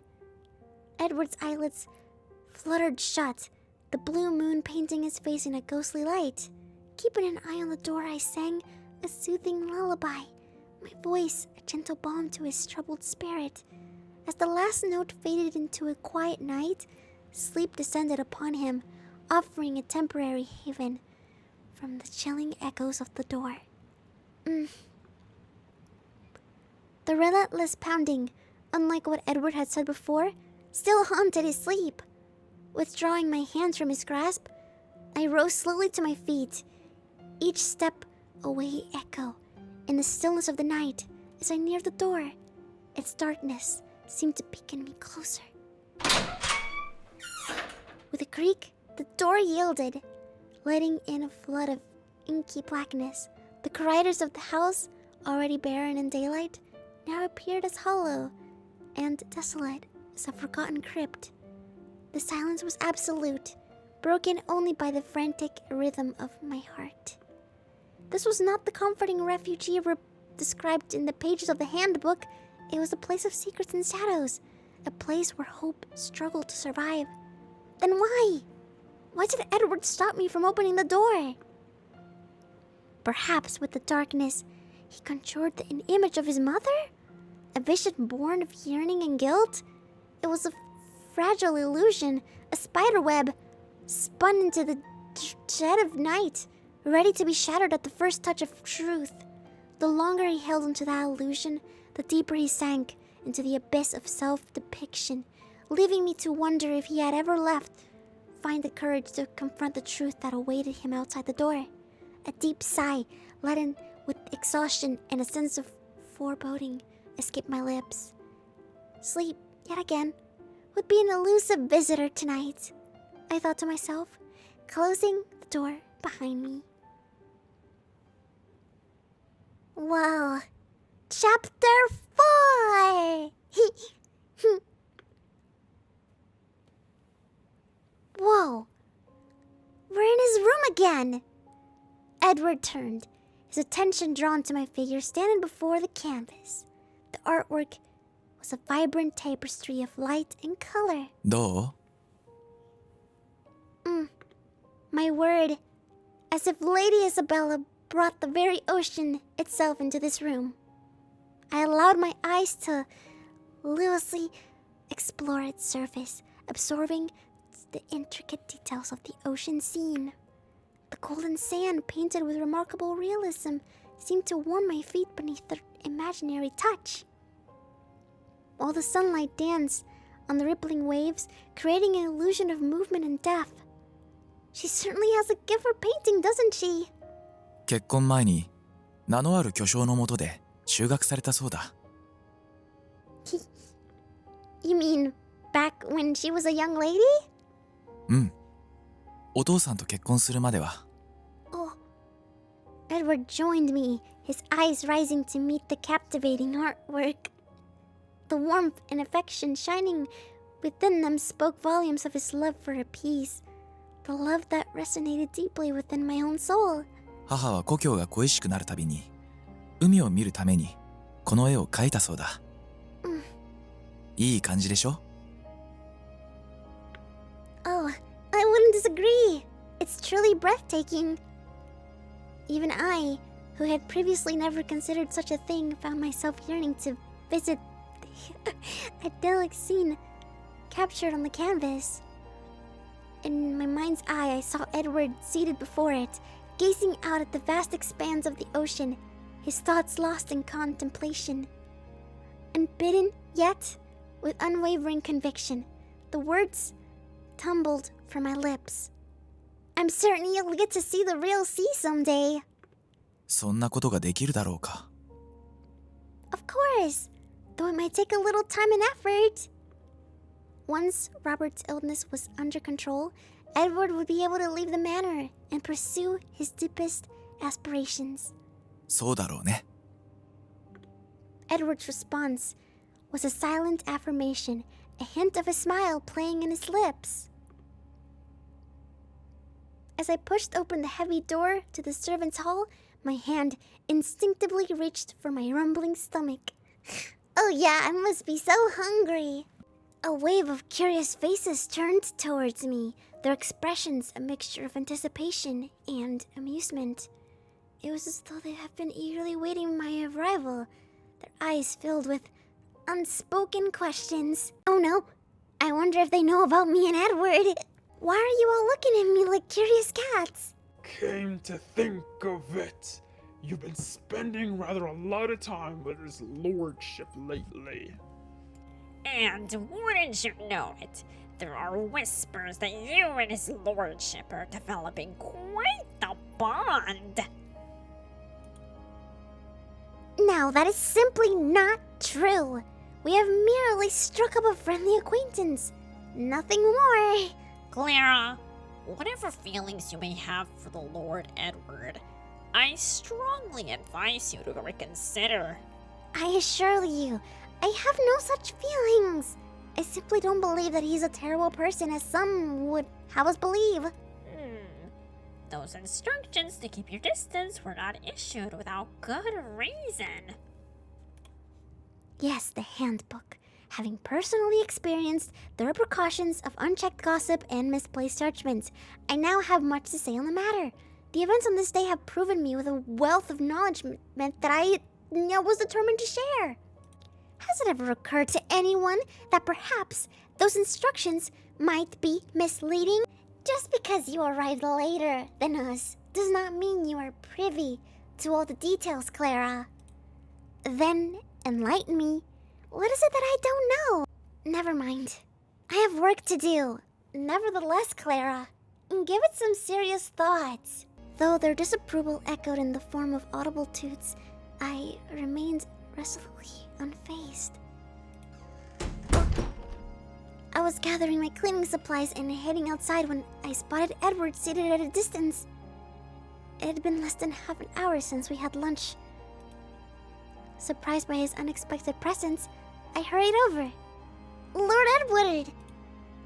Edward's shoulders stiffened as if he hurriedly wiped his mouth. 早かったね。What brings you here without taking your lunch first? ただ、もどかしくて。I opened my mouth to speak, but before I could utter a word, something was thrust into my mouth. I instinctively took a bite, and the biscuit crumbled against my tongue, releasing a symphony of flavors. The exquisite butter and bittersweet chocolate melded together, creating a taste sensation unlike I had ever experienced. It was heavenly. 君のことを思い出して持ってきたよ。 He watched me, intently for a moment, then shoved the entire pouch into my hand with a conspiratorial grin. It was clear. He was bribing me with a delicious treat to ensure my cooperation. They're delicious. 多めに持ってきたからたくさん食べて。 I joined him on the steps, and we settled into a companionable silence as I arranged the remaining treats. The gentle breeze carried the scent of the snack, making it taste even more divine. Halfway through, we craved a cup of tea to settle the stomach. As Edward took a sip, he inquired about my schedule for the remainder of the day. With an eye roll, I pondered the tasks ahead and then concisely listed them. After I finished cleaning the mausoleum, not much, really, other than, it's another day that I visit the apothecary. Olivia provided me with the details earlier. She instructed me to report to the main gate after contemplating my duties where the coachman would await to escort me into town. 君、一人で行くの？ As you may already know, this visit is supposed to be discreet. Edward seemed hesitant about sending me off alone. However, with only a handful aware of Lord Robert's precarious state, reversing the decision wasn't an option. Upon hearing my explanation, Edward turned towards the front door, his expression grave. クララ、僕が見送ってもいいかな？ What? Now? He offered a brisk nod, without adding an explanation. Still unsure of the situation, I leaned close to his ear and whispered my question. Is something troubling you? いや、ただ、もう正門くらいは大丈夫だと思って。Despite my worried expression, he only offered a cryptic smile.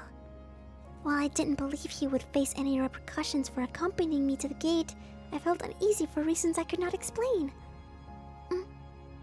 With Edward's assistance, I completed the cleaning task with ease, returned the tools, and exited the building. Edward, who had been waiting for me, repeated this earlier question. 本当に一人で行っても大丈夫？ I stopped abruptly and met his gaze directly. If you're concerned, you're more than welcome to join me. 僕もそうしたいんだけど。 But his eyes started away, confirming my suspicions. There it was again, the hidden truth. I turned away, intentionally feigning annoyance. As if I'm not going there because I particularly want to be there in the first place. ごめんね。クララ、怒ってるの？ No, of course not. I am not upset.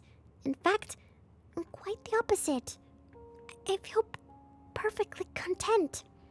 We set off towards the gate, bickering playfully. The carriage stood opposite the gate, but the coachman was nowhere to be seen. It appeared he had left for a brief errand. I unlatched the door and slid in.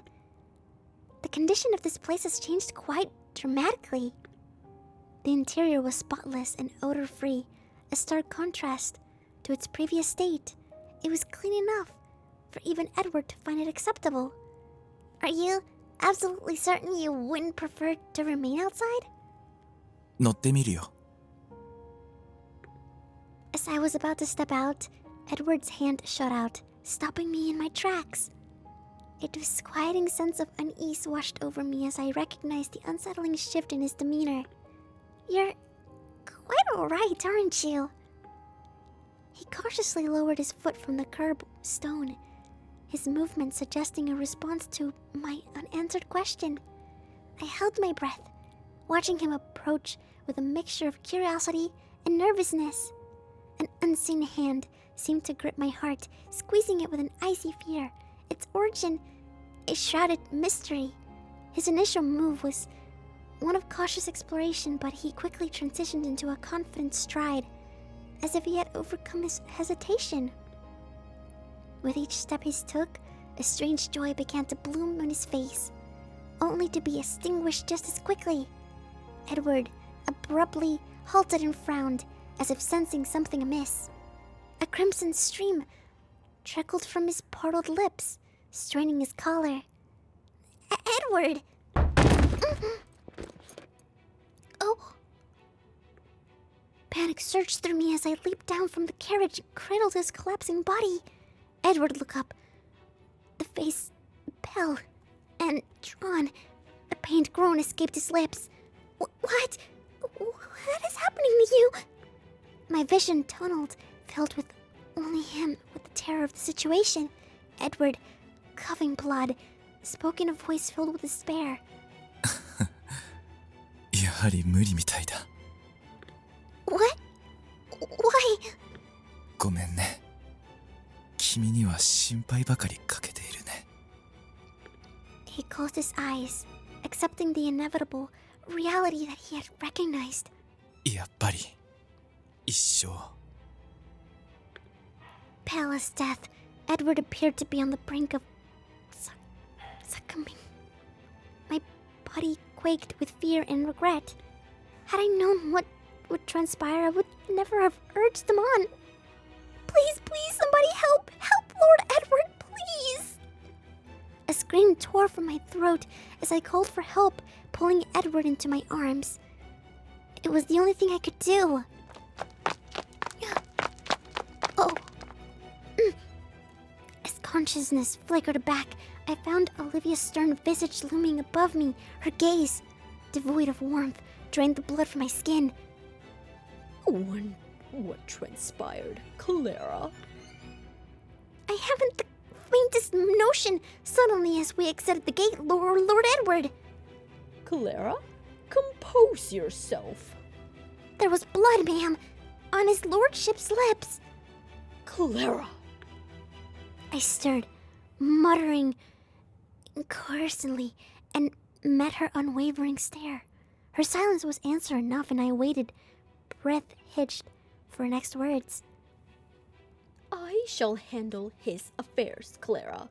You tend to your own. Mine?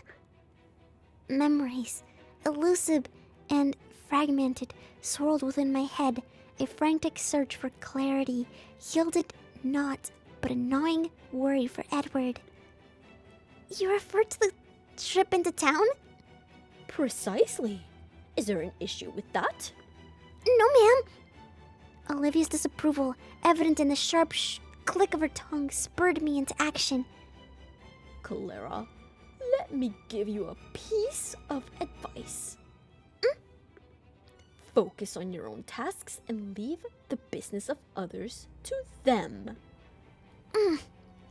Without a word, I stepped outside the room, the weight of the situation pressing down upon me. Leaning against the cool stone wall, I glanced at my maid's uniform. It's pristine, white now, marred by a crimson stain. It served as a stark reminder of the events that had transpired. The bustling town square, a stark contrast to the manor's quietude, buzzed with activity. Excitement had been coursing through my veins at the prospect of this errand. Until this afternoon. Yet, a shadow of concern lingered, casting a pall over the vibrant scene. Edward's well-being weighed heavily on my mind, painting the world in shades of worry. With a heavy sigh, I looked out vacantly through the quarter light, the sympathetic gaze of the coachman reflecting my internal turmoil.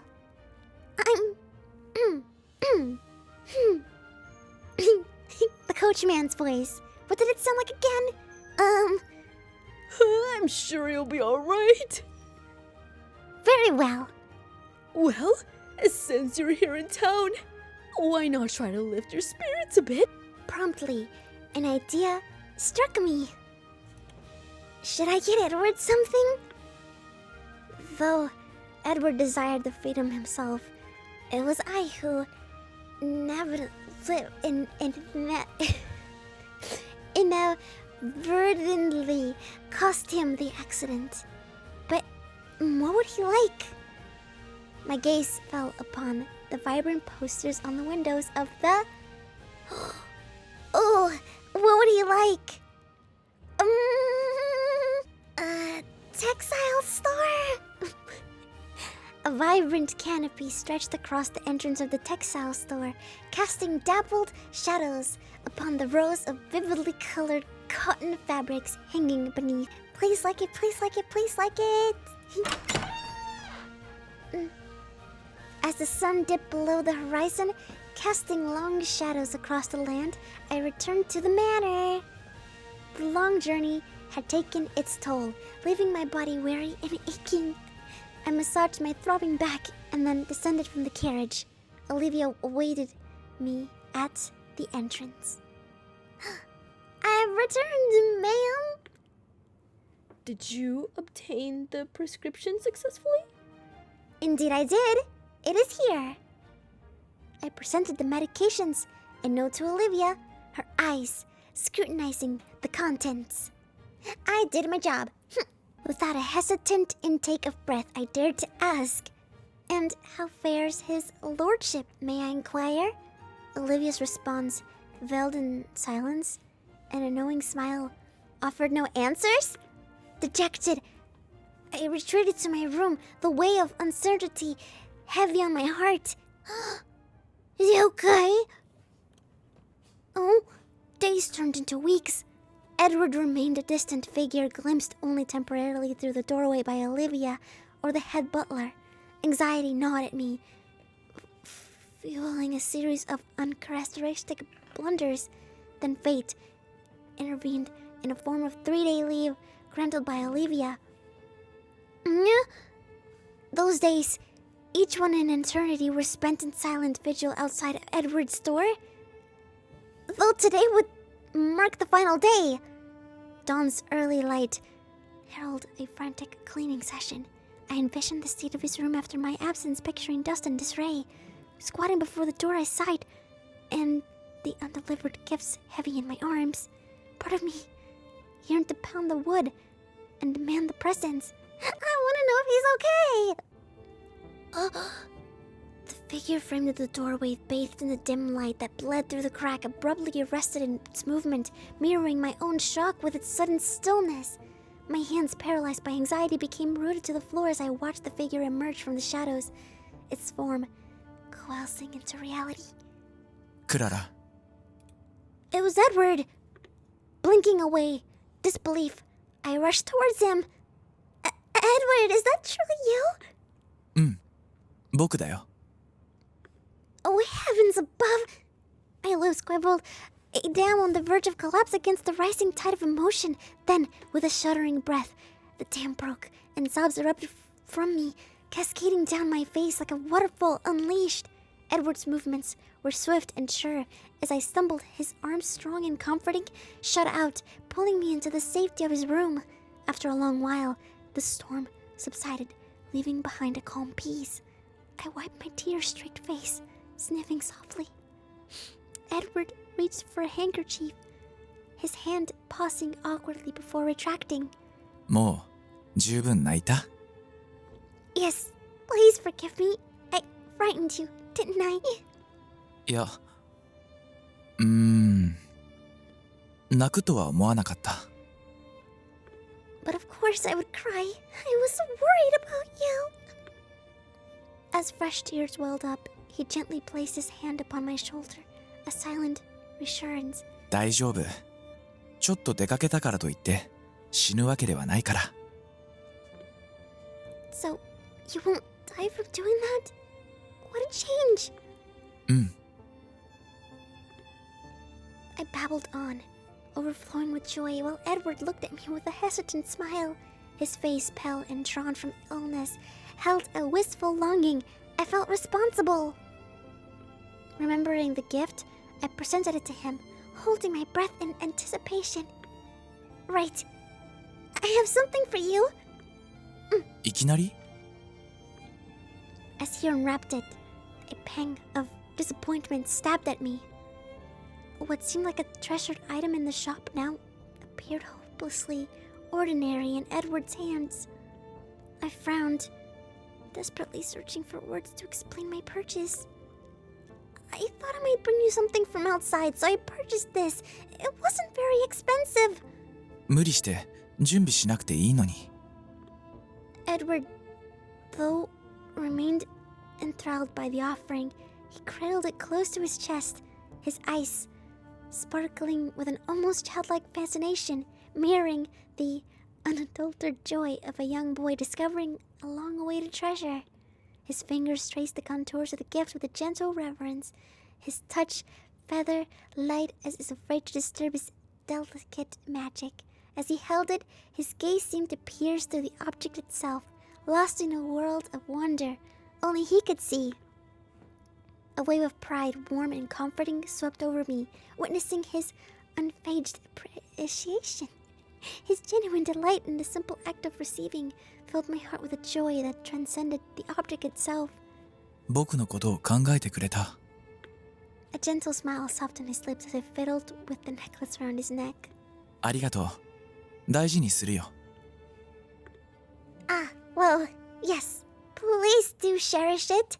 Oh, I mean, don't worry, you can do whatever you wish with it. It's quite inexpensive. いいや、大切に使うよ。 As you wish. The hours that followed were filled with whispered tales. I recounted the happenings at the town while Edward shared his experiences during his illness. Though the separation was brief, it felt like eternity.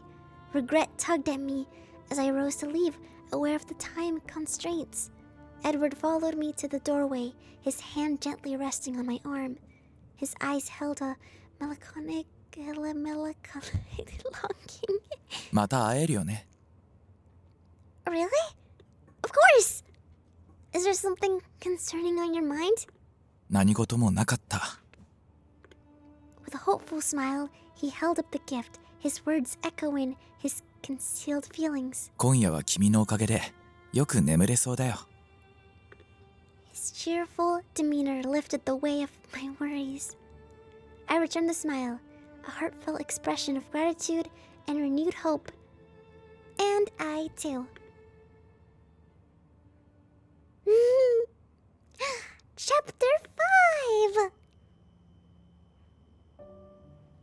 Despite the medication's valiant stand, the clock ticked closer for Robert. His illness, a relentless shadow. The manor fell under a shroud of melancholy as news of his condition spread through. His successor, Edward, became busy and rarely visited the mausoleum. No! Back in the servants' hall, anxious whispers greeted my return. What's going on? Clara? Alice's pale face confirmed my deepest fears. The day we had dreaded with every fiber of our being had arrived. The door to Robert's private chamber was open. Edward, a shadow of his former self, leaned against the doorway, his gaze lost in a desolate distance. No! He's dead? Wait, no! That's horrible! A flurry of activity descended upon the manor, shattering its usual stillness. Servants bustled like industrious ants, their movements driven by urgency. Some, with grim faces, tackled the daunting task of preparing for a funeral. Why? Across the room, Edward moved with a chilling purpose, his face etched with a grim premonition. He seemed to preordain the death of his father, Robert. No, why does Lord Edward have to go through this? It's so sad. 遠方までありがとうございます。 Oh. Please, Lord Edward, do not express such burdens. I can hardly imagine what you must be going through. Indeed, he seemed in such good faith a few years back. His passing is truly... Allow me to escort your esteemed lordships to the guests' chambers. The head butler, a figure of quiet efficiency, chose precisely the best moment to interject With a subtle hand gesture, he drew their attention away from the conversation. I watched from the periphery as Edward reluctantly released his grip on the guest's hand, a fleeing bitter smile gracing his lips before he turned away.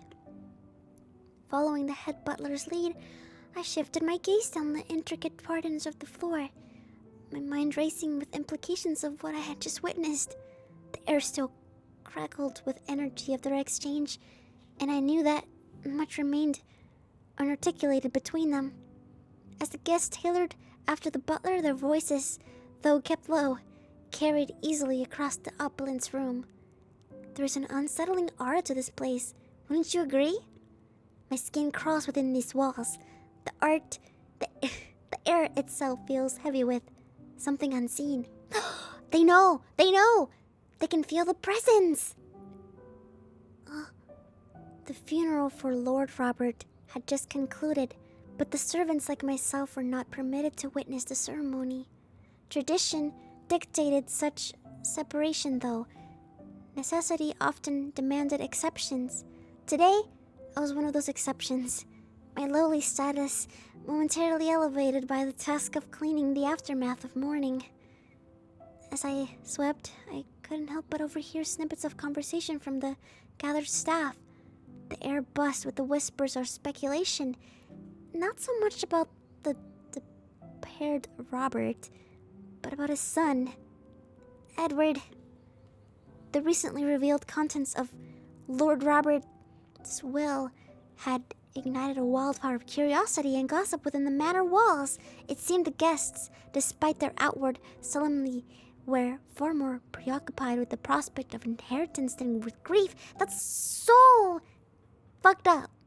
Indeed, the entailment stipulates the manor house for the young Lord Edward. However, the disposition of the remaining estates remains somewhat opaque. My brow furrowed in confusion at the perplexing discussion. Abruptly, a commotion erupted in the distance. Edward had seized the document containing Lord Edward's will from the head butler and was closely examining it. Curious, I turned towards the source of the disturbance, piecing together the situation from the murmurs of the gathered guests. Is that indeed Edward? His expression remains clouded. Aye, it is. The terms of his father's will, it seems, have cast a shadow upon his countenance. Indeed, whispers abound that the document made no mention of him. Poor him. Was it truly so shocking that he wasn't named in the will? Suddenly, Olivia stormed in, snatching the will from Edward's grasp. Before I could ponder the propriety of her actions, she began berating him with a venomous tongue. Such disrespect in the face of loss is beyond comprehension. Have some decency. オリビア、私はただただお父さんが。No, that's so sad. The legal document is finalized, sir. This is a formal setting, and while your grief is acknowledged, it might be best to reserve personal expressions for a more private environment. Edward clenched his fists, his jaw set tight. Tears welled up in his eyes, threatening to spill over at any moment. Then, with the remnants of his dignity clinging to him like tattered clothes, he turned and walked away. The guests, fanning themselves with practiced nonchalance, breathed a collective sigh of relief. That is so fucked up of them to just talk about that. No one made a move to follow him. Why does everyone hate on Lord Edward? What did he even do? I truly haven't met this monster that everyone claims Edward is. Feeling an overwhelming sense of unease, I turned and hurried after Edward, Huh? I found him standing alone in a secluded corner of the garden, his head bowed low.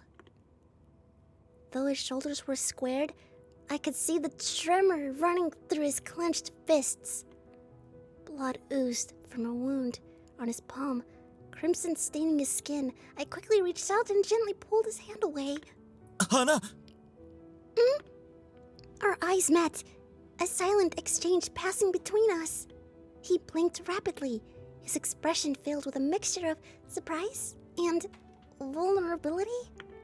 Tears streamed down his pale cheeks, his face contorted in a mask of anguish. In an attempt to shield him from my prying eyes, I offered him solace, allowing him to bury his head in my shoulder. Protecting his last shred of dignity was the least I could do. For a moment, he remained frozen, then reached up with trembling hands to clutch my shoulders in a tight embrace. A choked sob escaped his lips, but quickly died down. Raising his head, he pushed me away, his face regaining its usual stoicism. クララ見たんだね Yeah, I did see. Though countless questions swirled in my head, I held my tongue, fearing that my words might only exacerbate his pain. He responded to my silence with a bitter smile. あなたはいつも好奇心旺盛なのに As his hand began to withdraw, I instinctively reached out and caught it. I'm not curious about anything. He turned his gaze downwards, his eyes reflecting a deep sadness. We stood there in silence for a long time, the only sound the echo of departing guests across the garden. It seemed the funeral was concluded, even though Edward, the rightful heir, who would normally receive their respects, was absent, his whereabouts completely ignored. I felt an urge to rush towards them, grab them by the shoulders, and scream out my outrage, but I held back, my anger dissolving into a profound sadness for Edward. He only continued to trace the outline of my face with his eyes. I met his gaze, then, with a determined tug, pulled away. Won't you join the others, my lord? 僕はその権利があるのか Of course you do. You are the lord of this manor. お父さんにも捨てられた子が That's sad. クララ僕は疲れたこれ以上は戦いたくもないし祈りたくもない My lord, who dares to make you beg? 何もかもがみんな僕をそうさせているじゃないか Oh. A jolt of surprise coursed through Edward as the forceful words escaped his own lips. He shook his head in an attempt to dispel the confusion swirling within him, then hesitantly drew my hand to his forehead. He slowly dropped to his knees, his head bowed low. 分かっているじゃないかこの邸宅に僕の味方はいないよただ君だけが僕を人のように扱ってくれるんだ His voice, when he spoke, held no trace of accusation, but a deep self-recrimination that resonated within me like a mournful echo. It was clear beyond any doubt that he was blaming himself for the pain he had to endure. Then I will stay by your side. The unwavering vow I had uttered elicited a sharp shake of his head, refusal etched on his face. He took a step back, his eyes filled with a complex mix of emotions I couldn't decipher.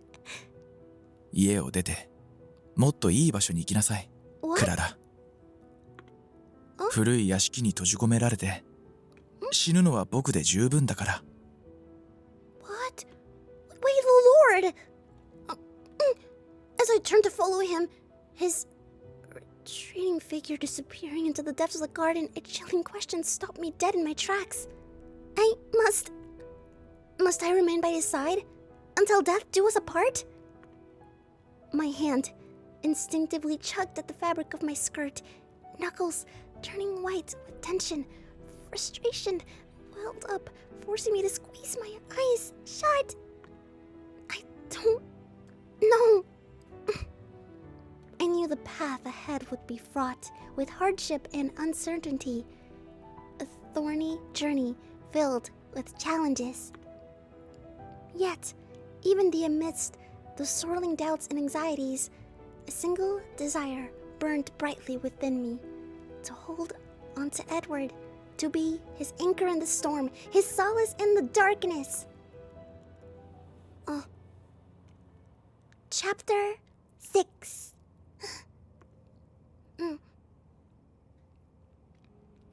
The weight of the day's incident pressed heavily upon my heart, yet the demands of work offered little respite.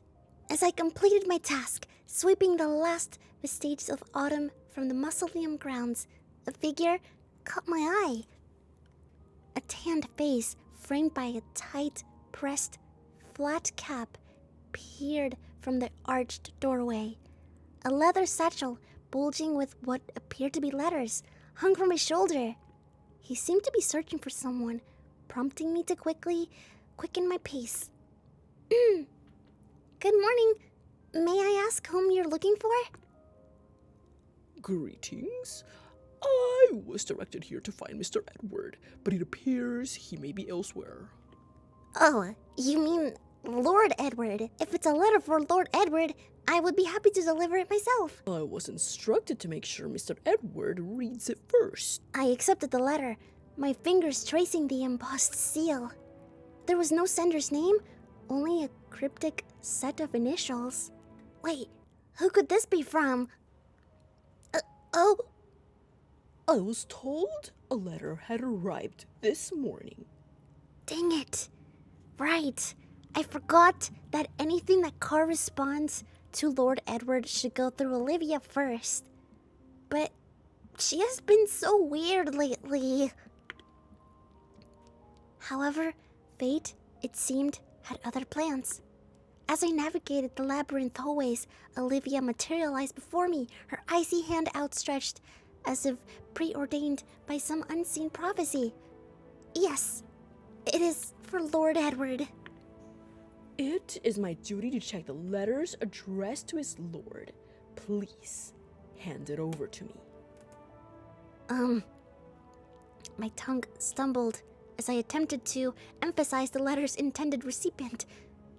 But her glacial stare remained unmoved, a silent harbinger of the affection that surely awaited me. Defeated, I surrendered the letter. Dang it, I surrendered the letter! Relinquishing my sole weapon in the silent war. No! Oh! Olivia's lips, usually pursed in disapproval, contorted into a fleeting smirk as she devoured the letter's contents. You may deliver it to him. A tempest of questions raged within me. Why was she acting all high and mighty over a letter that was meant to be delivered rightfully to his lord? But I maintained a stoic mask, concealing the agitation beneath. Oh, so I'm gonna give it to him personally? The hours crawled by, each tick of the clock tormenting reminder of Edward's absence. I skipped dinner until finally, as the fiery fingers of sunset painted the sky crimson, I heard a telltale crunch of gravel. There he is! I bolted from my seat. The accumulated tension erupted as I saw Edward, dissolved but safe, stride towards the shadowed maw of the mausoleum. Startled by my golden appearance, he blinked, momentarily losing his footing. Then, a hesitant smile, laced with a web of conflicting emotions, bloomed on his lips. クララか。元気だった？ Good, Lord Edward, thank you. You too? His smile mirrored The awkward greeting I offered, my words distant and tentative. He glanced at the letter clutched in my hand, then, without a word, reached out. Minutes stretched into an eternity as he devoured the message. His brow furrowed in deep concentration. When he finally finished, a heavy sigh escaped his lips. そうだね。そういう時が来たんだ。クララ、手紙を捨ててくれ。What? 読んでもいいから。What was in that letter? A wary hand massaged his brow, hinting his distress. Without meeting my gaze, he withdrew into the manor's vast embrace, swallowed by his concealing darkness. Left alone with the echo of his retreating footsteps, I stared down at the now open letter. What does it say? What does it say? Dear Edward. Grim tidings, I'm afraid. The salty winds conspired against my passage, and my arrival is now proclaimed beyond February's frost. It grieves me deeply that I'll miss your father's final voyage. May the hell have mercy on his soul, if he has one. We shall raise a toast to your father soon. Yours affectionately, Brandon. But Brandon? Scarcely had the ink of the letters dried when a serpent of carriages, all grand and gleaming in the afternoon sun, slithered up the manor's drive, disgorging a cacophony of footmen and horses. Oh! They're here, through the gates already. By the heavens! They've arrived ahead of schedule! No matter, we must adapt. Get the kitchen churning, the rooms prepped. Drawn by the commotion, I, along the rest of the bustling servant swarm, gravitated towards the grand hall, anticipation thickening the air like dust motes in a sunbeam. There, before the oaken maw of entrance, stood Edward, and, unaccustomed, formerly clinging to him. Oh, who's this? This is Brandon? As the doors groaned open, revealing a tableau of opulence. A tableau of opulence? Opulence? A man stepped into the hall, his middle-aged frame draped in a cloak that whispered of faraway ports and sun-bleached landscapes. He exuded an air of freedom, a stark contrast to the stuffy conservation that permeated the manor's very bricks. 邸宅へようこそ、ブランドン卿。Formal? Wait, what should I do for his voice? Formal as ever, Edward. Though I wouldn't expect a handshake from a lord. Perhaps a nephew's hug is in order. I know that voice doesn't match him, but... Edward met the man halfway, a small smile tugging at the corner of his lips. I saw it mirrored in the newcomer's eyes, a warmth that seemed to momentarily thaw the frigid reserve Edward usually wore, like a second skin. But even as the smile blossomed, I noted a flicker of discomfort dance across his features, a subtle withdrawal from the man's overly affectionate pat on the shoulder. Then, Lord Brandon launched into the purpose of his visit. Finally, he gets to tell us what he's here for. So, yes, Robert. Heard he shuffled up his monorail coil. 見に行きますか？ Hell, why bother with the tomb? He's probably off charming the devil himself. Just as the letter had hinted, their interactions were laced with subtle discord. Lord Brandon's words felt tinged with cynicism I rarely witnessed in one addressing their brother. Brandon's jovial hand landed on Edward's shoulder, the weight of it surprising the ever-cautious diplomat, momentarily disrupting the carefully constructed barrier he so often wore. I've come to see you, Edward. Though the afterglow will have to wait. I'm beat. Suddenly, Lord Brendan, with a practiced theatrically declared himself weird by the journey, leading his entourage, a silent tide of black and silver livery, towards Olivia's watchful figure. Without a word, she absorbed them into the manor's shadows, leaving Edward adrift in the wake of their departure. Curiously burning, I exchanged a conspirational glance with Bruce. Sounds like Mr. Brandon and Lord Robert didn't quite see eye to eye, huh? Yeah, they had their differences. A bit of clash of personalities, I guess. Lord Brandon was rather free-spirited. Having heard Bruce's depiction of Lord Brandon, Alice snorted. Free spirit is one way to put it. More like a rebellious thorn in Lord Robert's side. Alice, you're too loud. Puff, like I care. I feel so sorry for Lord Robert. He bent over backwards for him, gave him everything, and what did he get? Nothing but ingratitude and trouble. Bruce sought to soften the blow of Alice's coldness with a smile and some quick realization. He had a flair for the unconventional back then. A bit of a maverick, you could say. He held a certain sway over Edward, and the late Lord appreciated that. Apparently, beneath the veneer of formality, he and Edward shared a bond closer than the rigid ties to Olivia or the late Lord Robert. As they exchanged inaudible words between them, Brandon's fingertip stabbing the air in our direction, followed by Edward's sane reaction.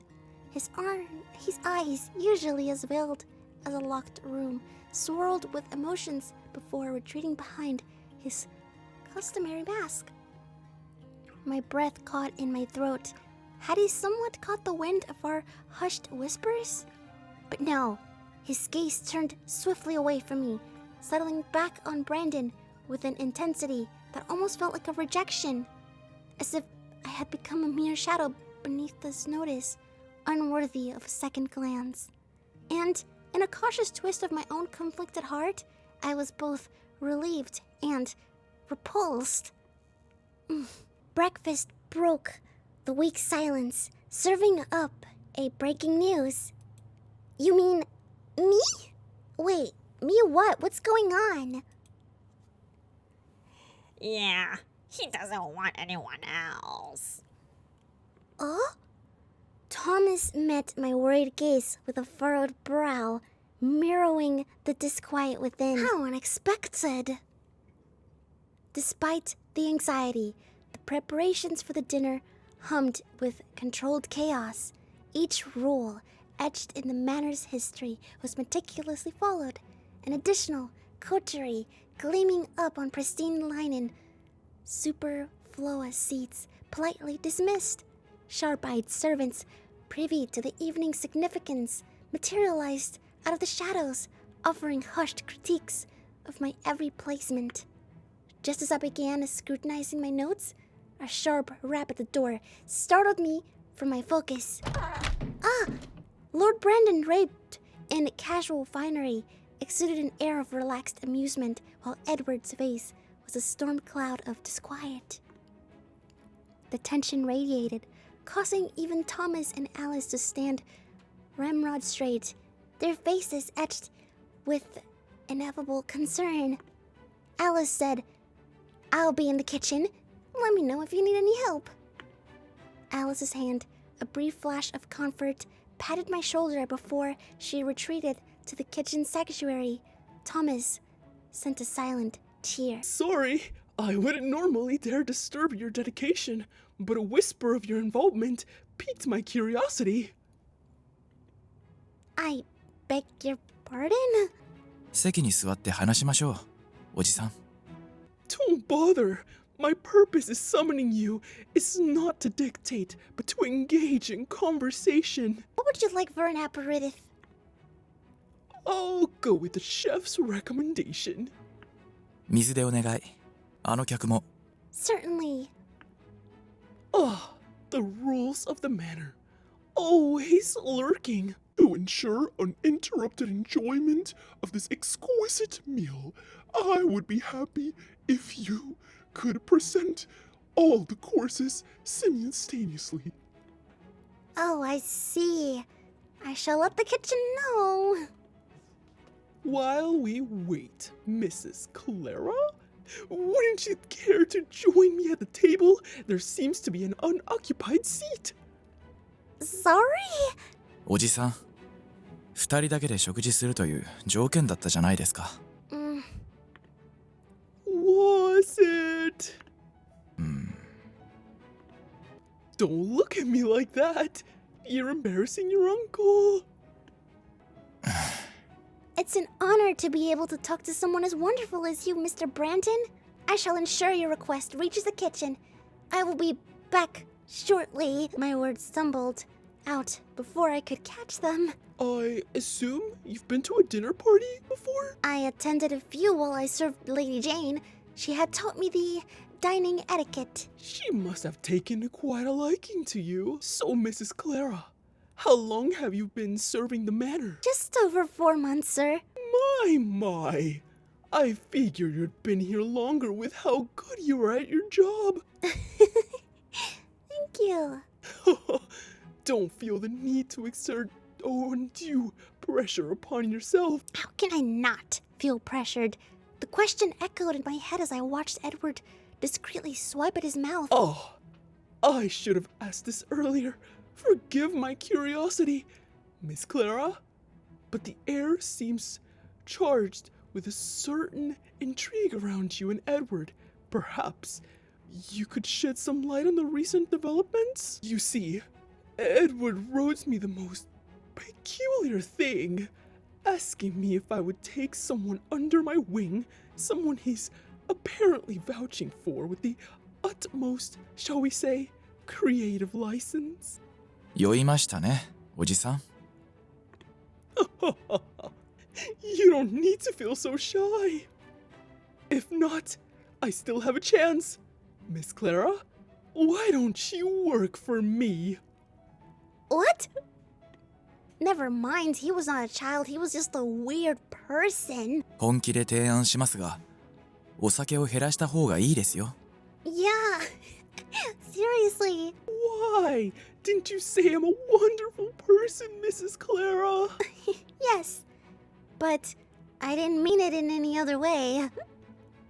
I thought I would get sick if I had foot right now. クララは誰にでも優しいので、そうするしかありません。Really? I guess she's just been pretty good to you. そういえば、手紙でいい事業を見つけたと書いてありましたが、いかがでしたか？ Oh, that? My sister-in-law possessed a quite prodigious talent for painting. It's such a lamentable shame that she's chosen to set her brushes aside. I agree. She had incredible talent. Did Edward show you the paintings? Did you know, Clara, that Edward shares his mother's artistic flair? That's quite a revelation, Mr. Brandon. 騙されるなよ。教養としてやっと書いていた程度だよ。I see a touch of blushing on your cheeks, Edward. Have the charms of Miss Clara subdued the lion of the ballroom? お願いおじさん、変な噂を広めないでください。The balls at the manor? I assumed the late Lord Robert were present at the parties. Well, yes, because of the location. Nonetheless, Robert was rather a gentleman of fertile fields and flamboyant displays. Forgive my curiosity, Mr. Brandon, but wouldn't Lord Edward's social life offer clues about his prominence? Prominence. Don't make me laugh. Well, I will bring the desserts. クララ、座っていて。僕が行ってくるよ。Brandon, fueled by the merriment, proposed another round of drinks. Despite my desire to leave after a respectable amount of time, his persistent coaxing kept me tethered to the scene. Are you paying attention, Edward? Edward, to your uncle. はい。 Gentlemen, I'm leaving. My abrupt rise elicited a mirroring response from Edward, his limbs protesting as he sought purchase on the table. クララ、一人で大丈夫かい？ Worry, Edward. This house is safer than a dragon's lair. Trust me. There is nothing to fear here. そうだけど、 Mr. Brandon is right. You even proved it yourself, my lord. This humble servant holds a history of handling matters heroically. Besides, we need some privacy for manliness. In a flash, Brandon materialized beside him, locking his arm around Edward's shoulder with the weight of unspoken expectation. クララ、 Wishing you both a productive and prolonged evening, gentlemen. Finally, as the moon replaced the fading flames of sunset, a hush descended upon the gathering of remnants of laughter, spreading like mist in the crisp night air. I felt a sigh slide from my lips, a physical release from the warmth of the room and the dizzying whirl of Brendan's narratives. Phew, I'm never joining them in the future. Besides, that Brandon guy is a weirdo. The manor, as of late, had seemed steeped in an unusual aura, a deepening of its usual shadows even as the daylight hours stretched longer. Was it merely my imagination? I pondered absently as my gaze drifted to the window. Or did the lightning shadows indeed hold a different kind of mystery in their grasp? A shaft of light, unexpected and intrusive, pierced the gloom above, momentarily illuminating the second floor. Though I recognized the corridors at night as harmless, the house rules demanded discretion. I lowered myself into the shadows to avoid getting in their sight. The beam briefly danced across the ceiling before plunging back into darkness, leaving me blinking in the aftermath. Hesitantly, I peeked through the glass, only to find a familiar face. Well, who is it? Oh, it's Olivia! Clad once more in her flowing robe, Olivia glided towards the basement, her fingertips brushing the edge of her hood. The sight struck me with a discordant note. Her purposeful movements seemed at odds with the strict confines of the household dictates.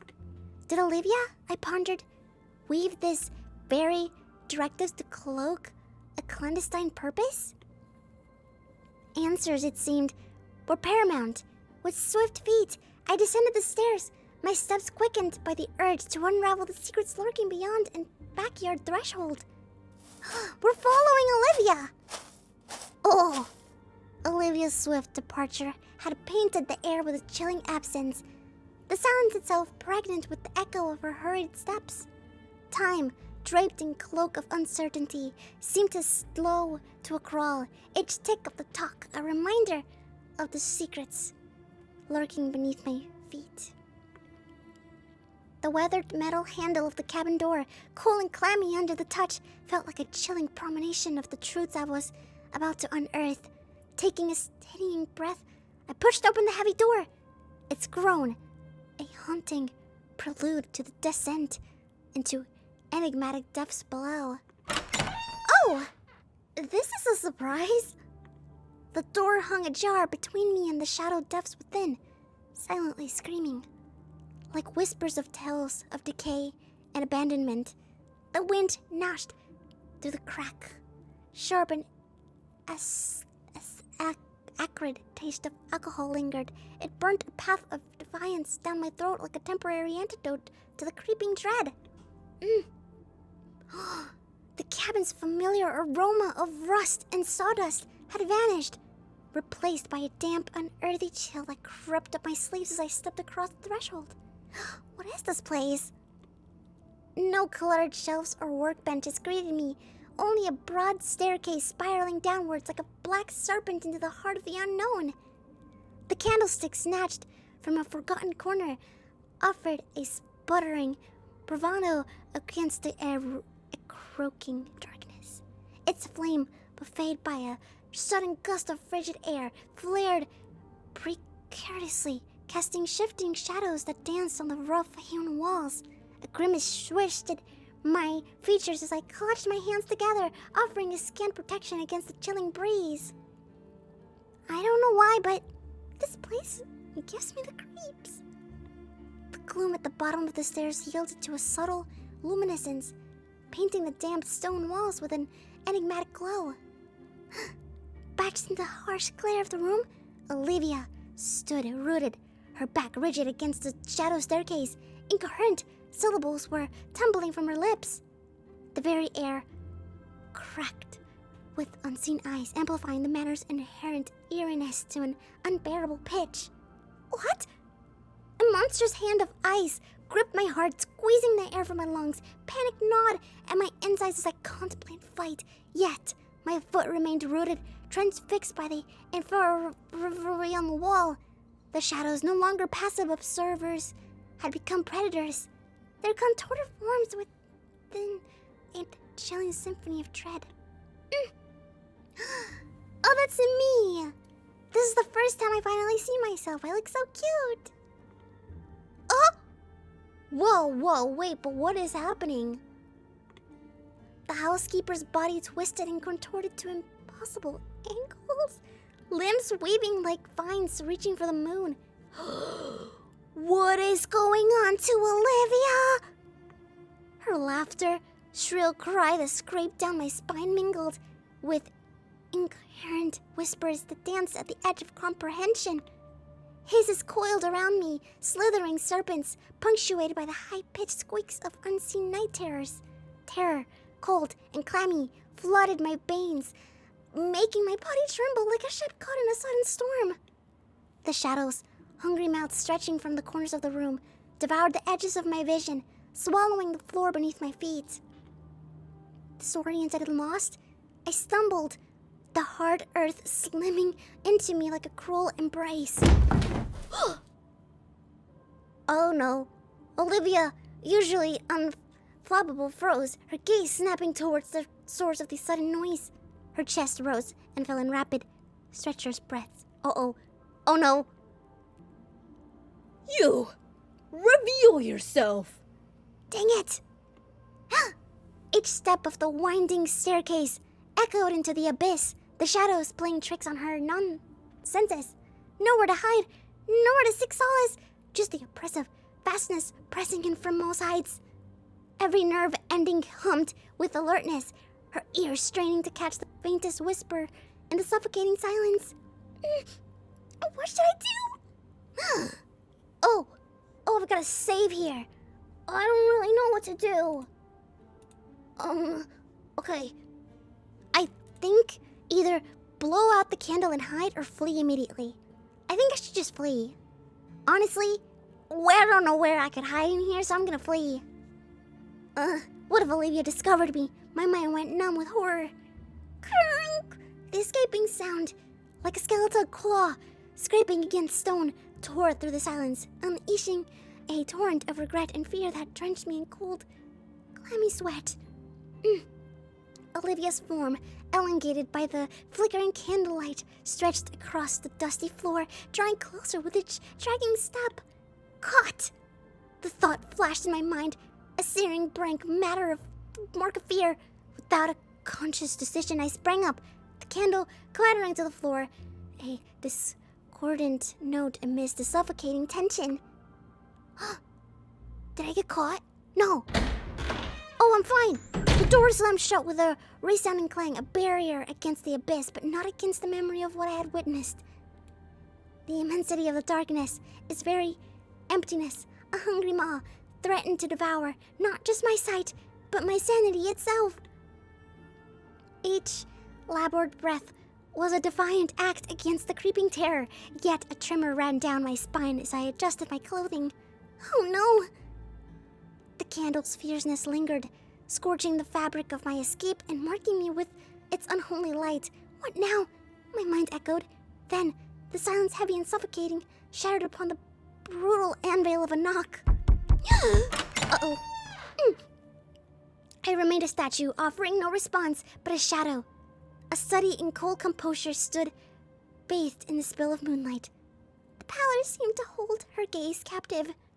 Then her eyes, pools of bottomless night, drifted to the scorched skirt, a flicker of something alien, predatory, crossing her features. As she knelt, the floorboards moaned beneath her weight. Indeed, curiosity kills the cat. Oh no. Mrs. Quiller! This is nothing personal, I assure you. Am I about to die? She said, laced with a discordant edge, her lips curved in a mocking smile, resembling a predator enjoying the thrill of chase before the kill. A cold hand shot out, snagging a fistful of my hair, anchoring me in place. Panic flared in my eyes as Olivia's other hand clamped in my mouth. She whispered softly, as a caress. I appreciate the service you have offered to this day. Wait! You know, okay, there were 13 maids that worked here before me, but she said that they all left. But what if they were all eaten by her? Is that the mystery? Her rust-scented skin whispered doom, etching a grim prophecy into my soul. I squeezed my eyes shut, surrounding the storm. My mind braced for the inevitable. Bad ending to Curiosity Killed the Cat. No! Okay. I'm glad I saved, because now I know. I'm gonna go load up this. And instead, I'm just gonna blow out the candle and hide. Easy, Clara. Deep breaths. It's just a spell. With a shaky yet deterministic hand, I snuffed out the candle and plunged myself back into the inky void to retrace my steps up the stairs. My eyes were fixed on Olivia's silhouette, which remained unmoving. Even if she turned, my form would melt into the shadows. Easy, Clara. Everything is going to be all right. Just calm down. The fragile terse of stillness shattered like a predator sensing prey. Olivia turned, her eyes glinting with newfound realization. Moonlight stretched shadows into the hungry fingers, each one inching closer until they clasped around me like icy chains. Finished, I thought. The word a cold ember on my tongue as the jaws of my fate clamped shut. After the crash, only a trembling of tuft of fur, a cat's shadow clinging to Olivia's palm broke the silence. I could see your tail. Olivia hadn't flinched at the noise, even though she must have heard. Now, I figured she was busy thinking about the fuzzy problem at her feet. Oh. Okay, so I actually got away. The shadows clung to me like cobwebs as I clawed my way up the stairs. Only when the distance muffled the world below did I feel ice around my heart thaw, allowing me to unleash a frantic sprint until I finally stumbled into the sanctuary of my room. Had I run, I would have been in danger. Yep. We got a bad ending from running. Doubt danced on the edge of consciousness as I hutched, hands raw against my cheeks. But deep within, where the liquor couldn't reach, an unsettling certainty bloomed, cold and real. What was Olivia doing in the basement? My lips remained locked, as if the words I craved had all retreated to the corners of my mind, lost in labyrinth of ineffable truths. Yeah, what was that about? What even happened? Chapter 7.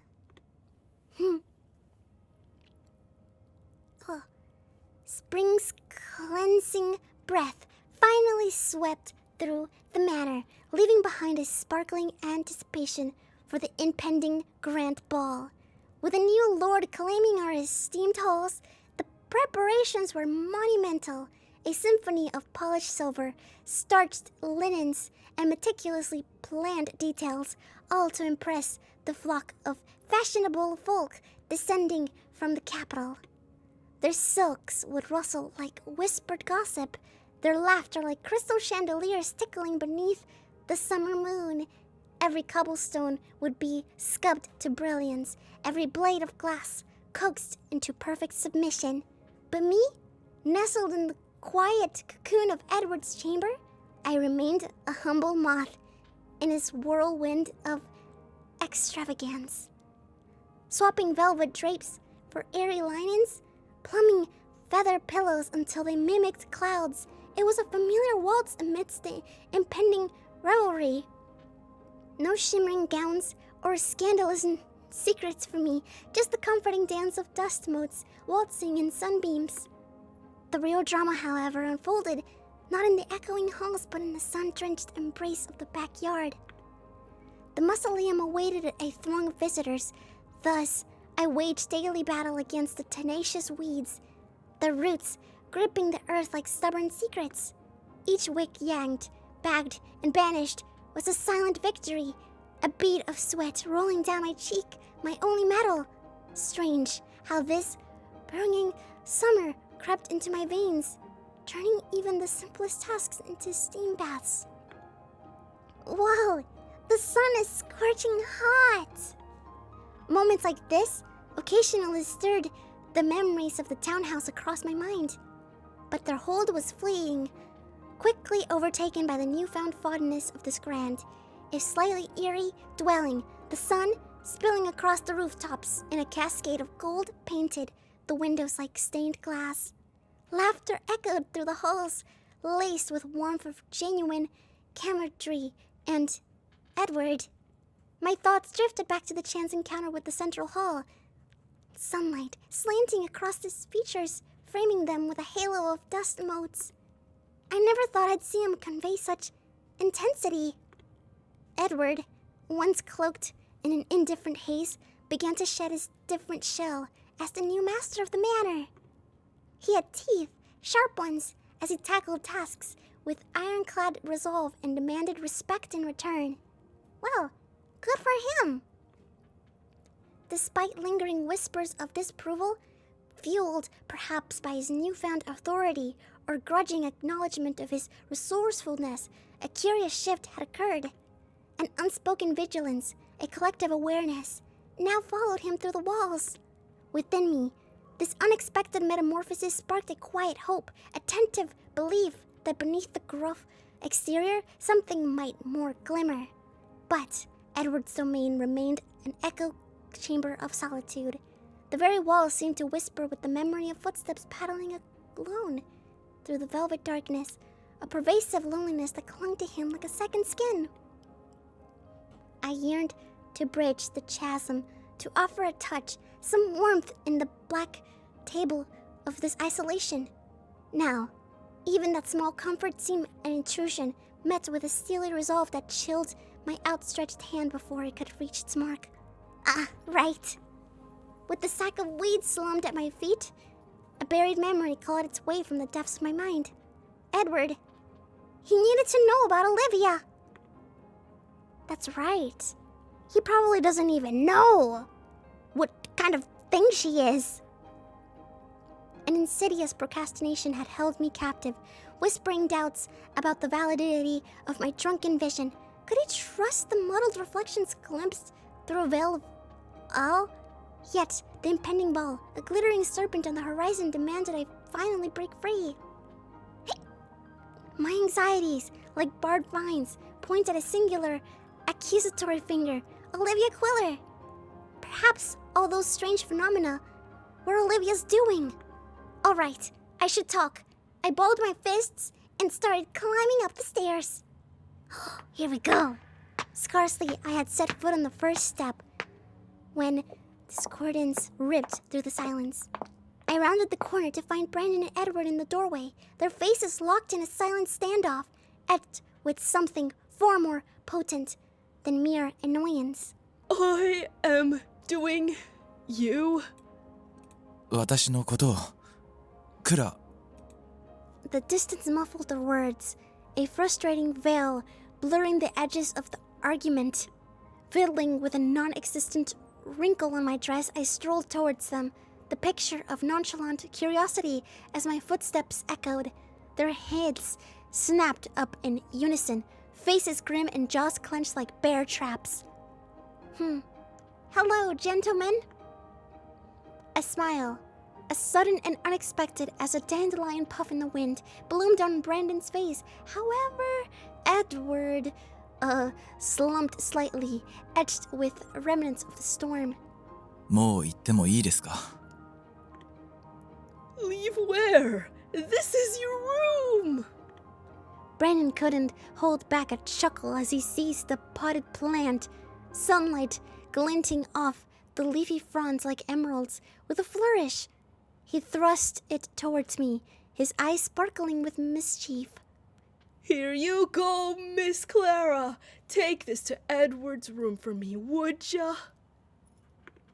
Oh my, how beautiful! Indeed, isn't it? I bought it from a peddler. A bit of vibrancy and, if rumor holds true, a sprinkle of good fortune. It will be a most welcome addition. I always thought adding a touch of life here could brighten things up, don't you think? As Brandon's animated pronouncements stretched on, Edward grew impatient. He cleared his throat, a dry rasp cutting through the conversational flow, and gave us a dismissive, almost admonishing wave. いらないから捨ててくれ。But Lord Edward, it's such a lovely specimen, and surely a touch of green wouldn't hurt. いいや、大丈夫だ。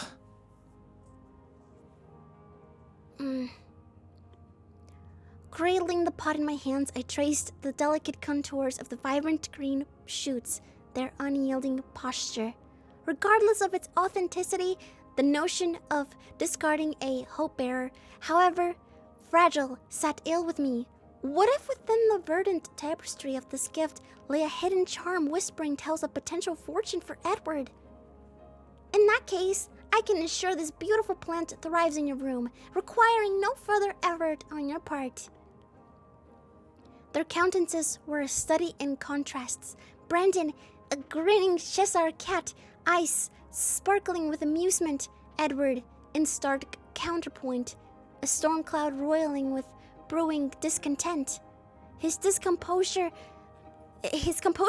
carefully crafted, seemed to chip away at the edges, revealing a flicker of anxiety beneath the hardened mask of disapproval.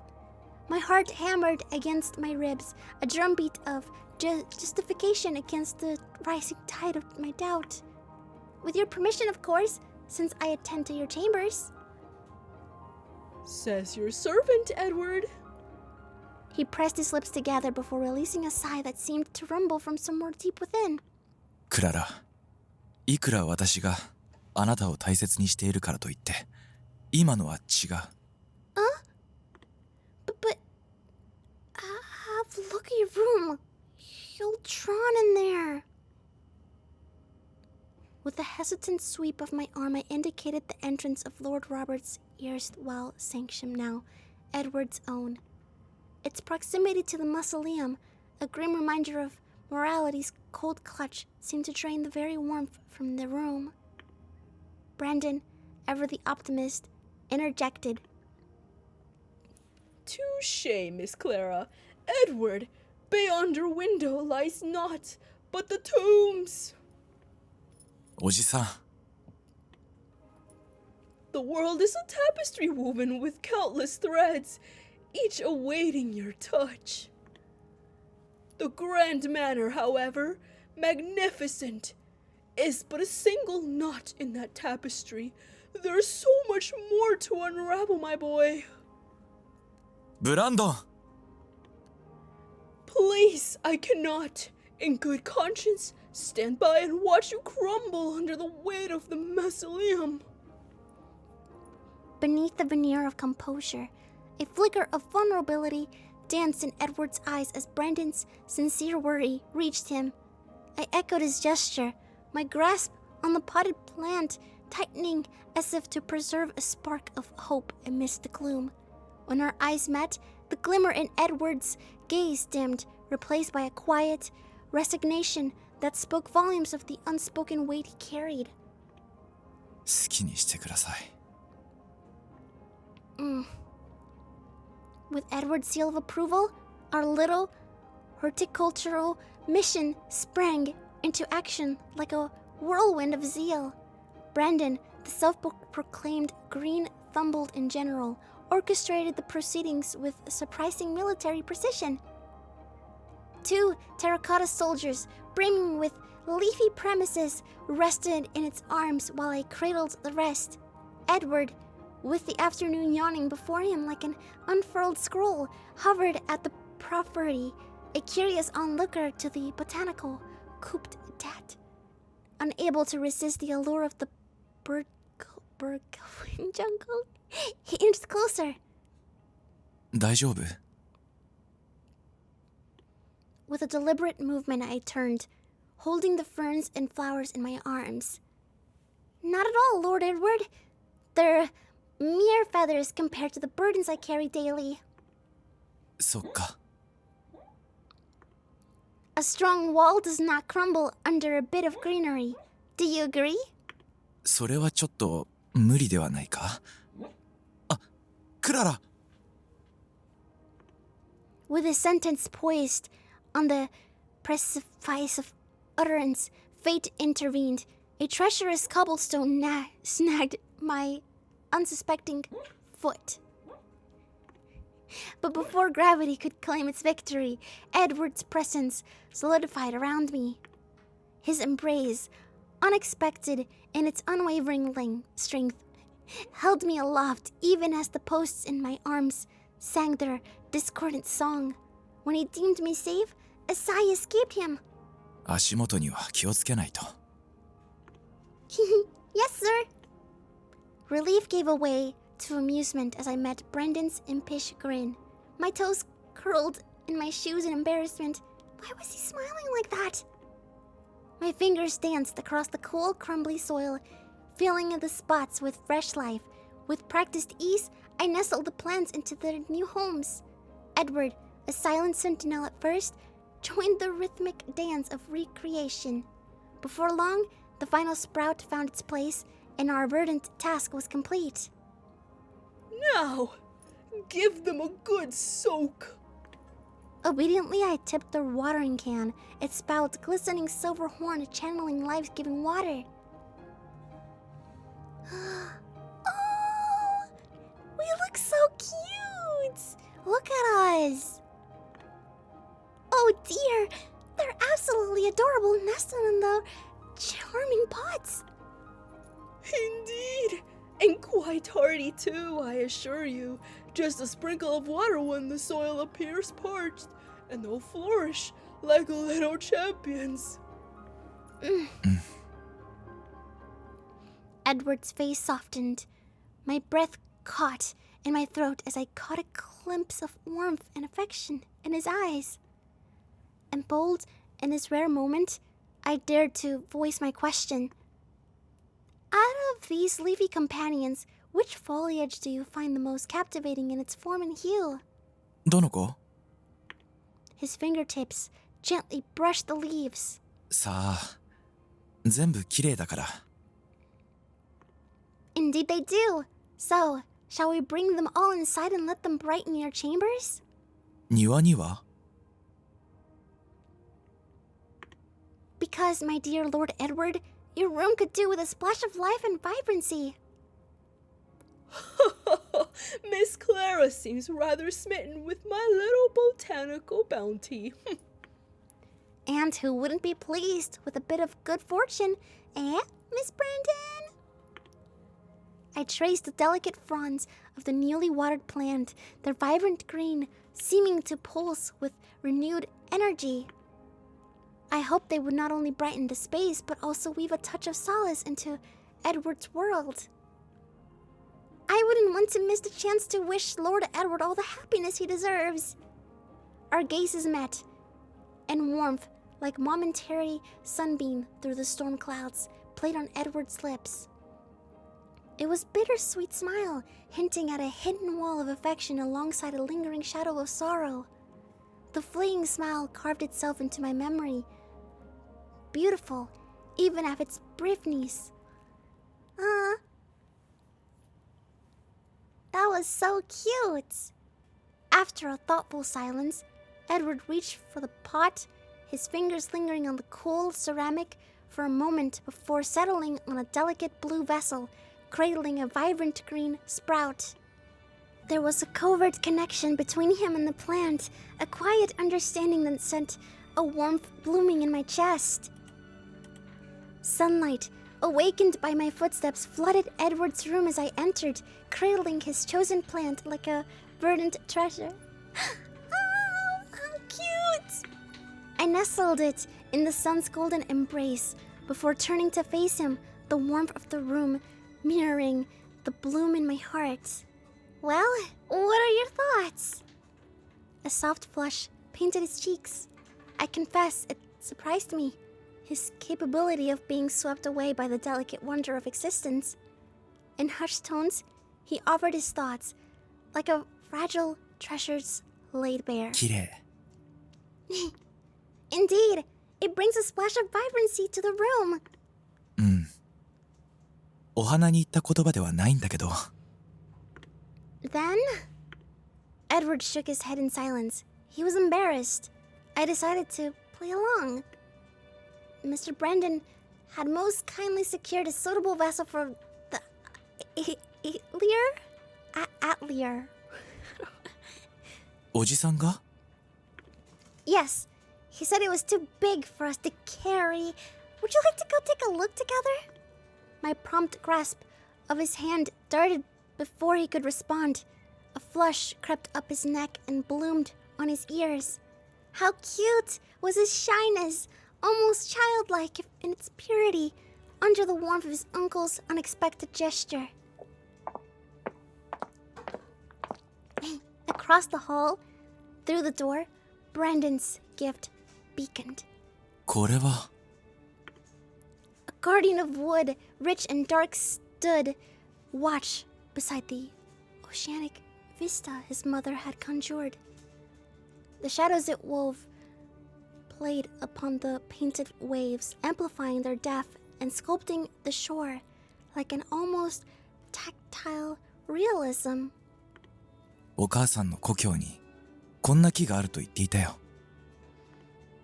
His gaze moved from object to object, each touch lingering a beat too long. With each object, his hands trembled. He was adrift in the sea of emotions, pulling him under and lifting him to the surface in a breathtaking waves. A subtle shift, a turmoil of his gaze, revealed the battle raging within Edward as he contemplated the tree and painting. Then, with a sigh, he closed his eyes. クララ、一つ聞いてもいい？ Of course! 君は僕がどうして幸せになってほしいの？ I paused before responding with a question instead of an answer. Why indeed, my lord? This is a tricky question. What prompted it? I meant to say that I didn't know, but Edward just quietly smiled. ねえ、エディと呼んでくれる？ What? Really? That's so cute, Eddie. Eddie, I like that. Me? You? My lord? それともエドワードと呼ぶのでもいいよ。Yes. I think that would be alright. So, Mr. Edward. It sounded funny even to me. I bit my lip and hid my face. Edward burst into laughter. この前も思わず僕の名前を言っておいて。Me? Called you by your first name? What was I thinking? うん。エドワードと呼んだよ。His name echoed in my mind. The memory of rewinding to those incidents. Me, one time, outside the house, and the other at his door. Voice daring to break the silence. Eyes locking, Edward swallowed, the overflowing emotion. あなたは知らないだろう。どんなに嬉しかったことか。He brushed away the vestiges of whatever had gripped him, his expression reverting to a polite smile. That rare, bittersweet smile. He and I, we carved portraits onto our souls in the silent language of eyes. A timeless portrait captured in fear of this moment dissolving into the dust of yesterday. Sighed. Edward. The absence of Clara's vibrancy left the room, echoing with a hollowness that resonated in the depths of my own soul. I sought solace at the window, where the wind played its sorrowful tune, leaving me to wonder if it was my mother's voice carried on its breath, or merely my own longing. クララ、 In my mind's eye, I could see that Clara placing the pot near the window, her movements saturated with quiet grace. Her eyes caught the venturous glow of life. When a dappled sunlight fell onto her face, it struck me then, with the force of revelation, that she was perhaps my blessing. This is so cute. I love that we are inside of his thoughts right now. In her presence, even the gloomiest chambers seemed to be imbued with warm radiance. Her infectious laughter like a sunbeam, banishing shadows. Despite the truth, I find myself perpetually pushing her away, a self-serving act of born to misguided notion that I must shield her from. The ordeal that clings me is like a shroud. But for how long can I maintain this charade of separation? This dance of awkward distance before the chasm of my yearning renders it untenable. My gaze settled upon the delicate plant by the window. It seemed to tremble under the slightest breeze. Its verdant fragility, a reflection of the tempestuous landscape within me. To reach out, to offer succor, felt akin to corn disease. This disaster, not disease, for which the merest touch, I feared, I might break it, and myself along with it. 僕にはできない。I was well aware that it was the time I closed the door shut, the time I severed the tenuous thread that stretched towards Clara, and the solace she offered, condemned like the fragile plant by the windowsill, forever bound to its borders. I find myself a prisoner of this sepulchral house. Yet, even as I draw the curtain of my eyelids, a rebellious streak within the conjure's forbidden fantasies. In the fertile darkness of my mind, I weave dreams of escape, not only to some drenched shore in splendid isolation, but to a heaven shared with another soul. Whenever I stand where my mother once stood, gazing upon the same boundless embrace of ocean and sky that reflected her spirit, Clara finds a place beside me. Beneath the caress of sea breeze, she turns her face towards mine, her eyes alive with an emerald vibrancy, holding a depth that echoes the endless horizon before us. 不可能だ。With a brutal swipe across my face, I exorcised the alluring phantoms of my daydream, the chill of my fingertips, a rude awakening to the confines of reality. Why must my aspirations wither under the relentless frost of circumstance, while others bask in the sunshine of uninhabited pursuit? The necklace, a cold pendant in my chest, echoed the weight of truth I wrestled with each labored breath, another confirmation of the shackles binding my desires. 不可能な夢だ。Dare not dream of it, Edward. Because you do not deserve it.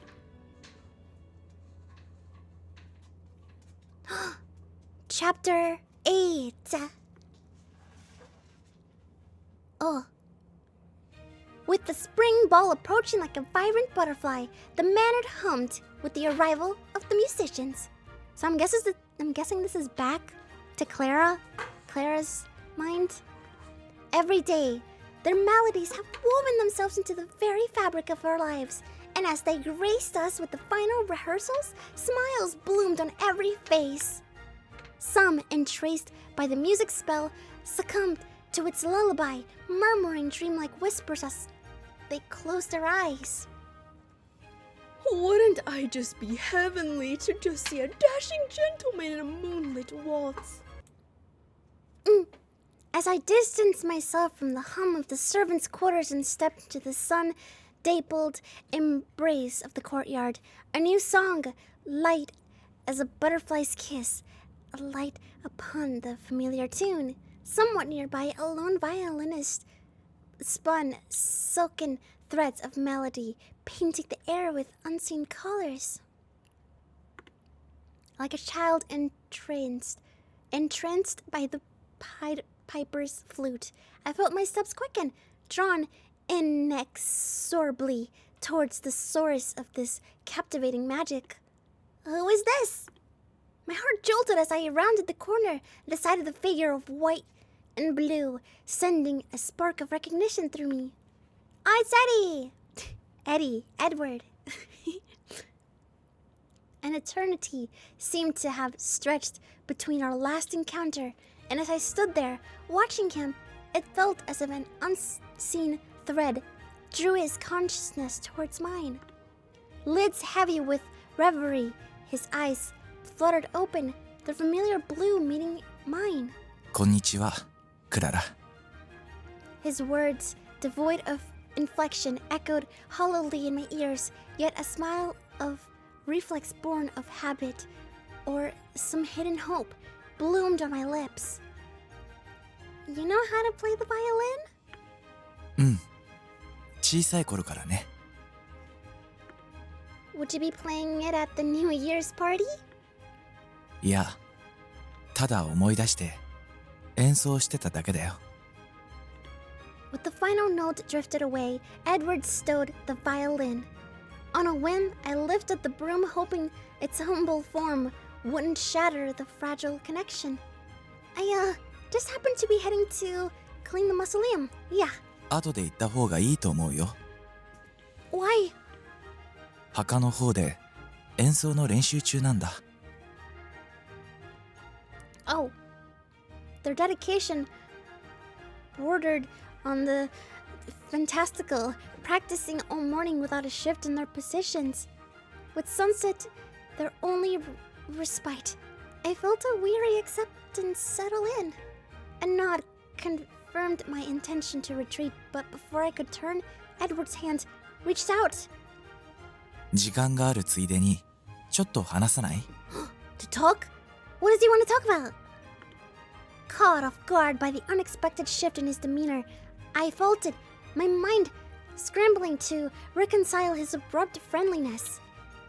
He placed the cleaning tool beside the violin, its mundane form stark against the polished wood, and extended a hand, gesturing towards a destination unknown. Reaching a window that framed the courtyard in a verdant tableau, we paused. The silence stretched thin between us.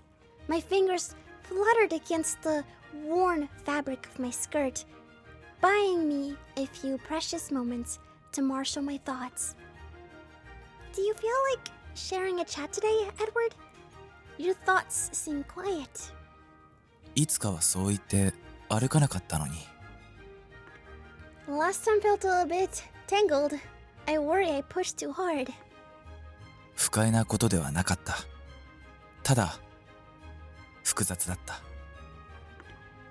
His stoic calm suggested a storm weathered and equilibrium restored. His eyes, drawn to the manor's house, were veiled with a soft melancholy.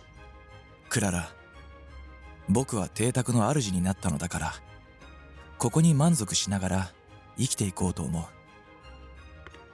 Edward's voice, laced with peculiar resolve, drifted from the window as he observed the scene below. Musicians and servants, a hive of activity preparing the manor, danced under his unwavering gaze. The dissonance between the lively scene and the intensity in his eyes triggered disquiet in me. A disquiet unmasked with a strange smile. I see your mind is settled then. うん。だから君に言いたいことがあるんだ。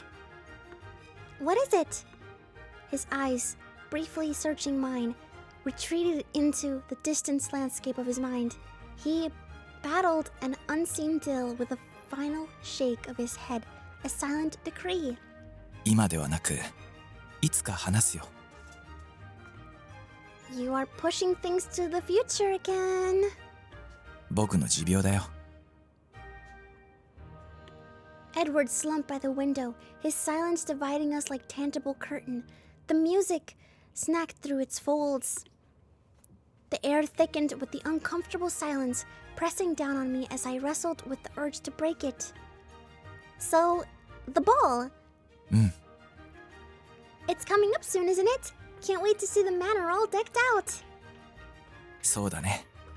もう残りわずかだよ。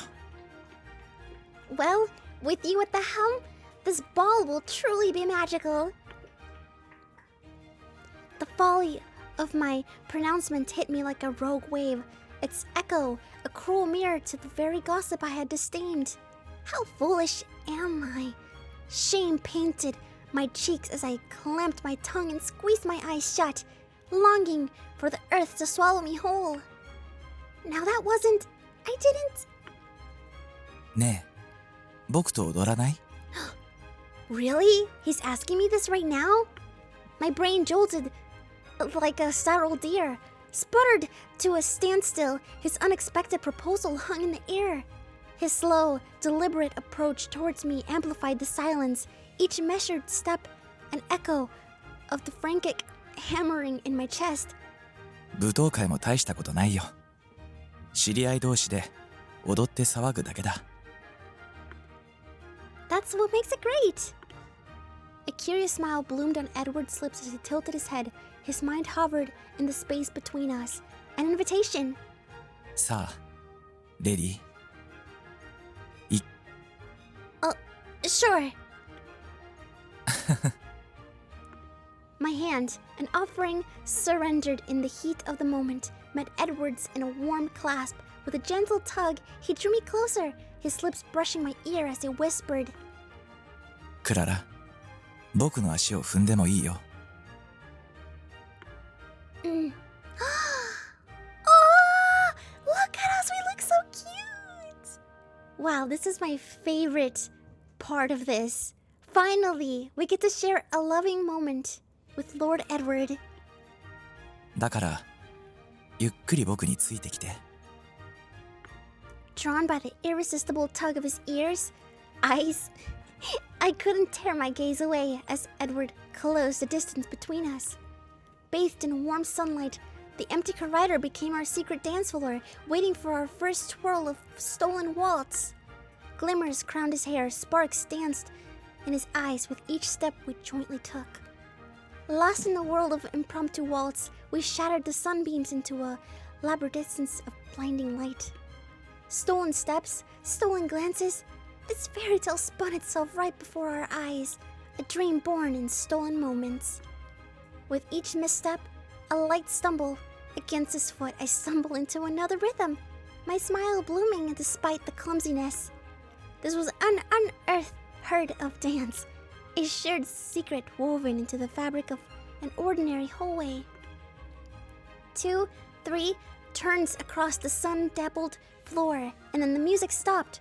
We stood apart, hesitant, silence hovering between us. I smoothed my rumpled dress, taking a step back to gauge his reaction, his eyes mirroring my uncertain smile. He was reading me, searching for the echo of the unexpected waltz in my expression. どうだった？ The pulse of his hand against mine sent my own heart into a hummingbird frenzy, yet, with each dizzying turn, a blush bloomed across my cheeks like a forbidden secret.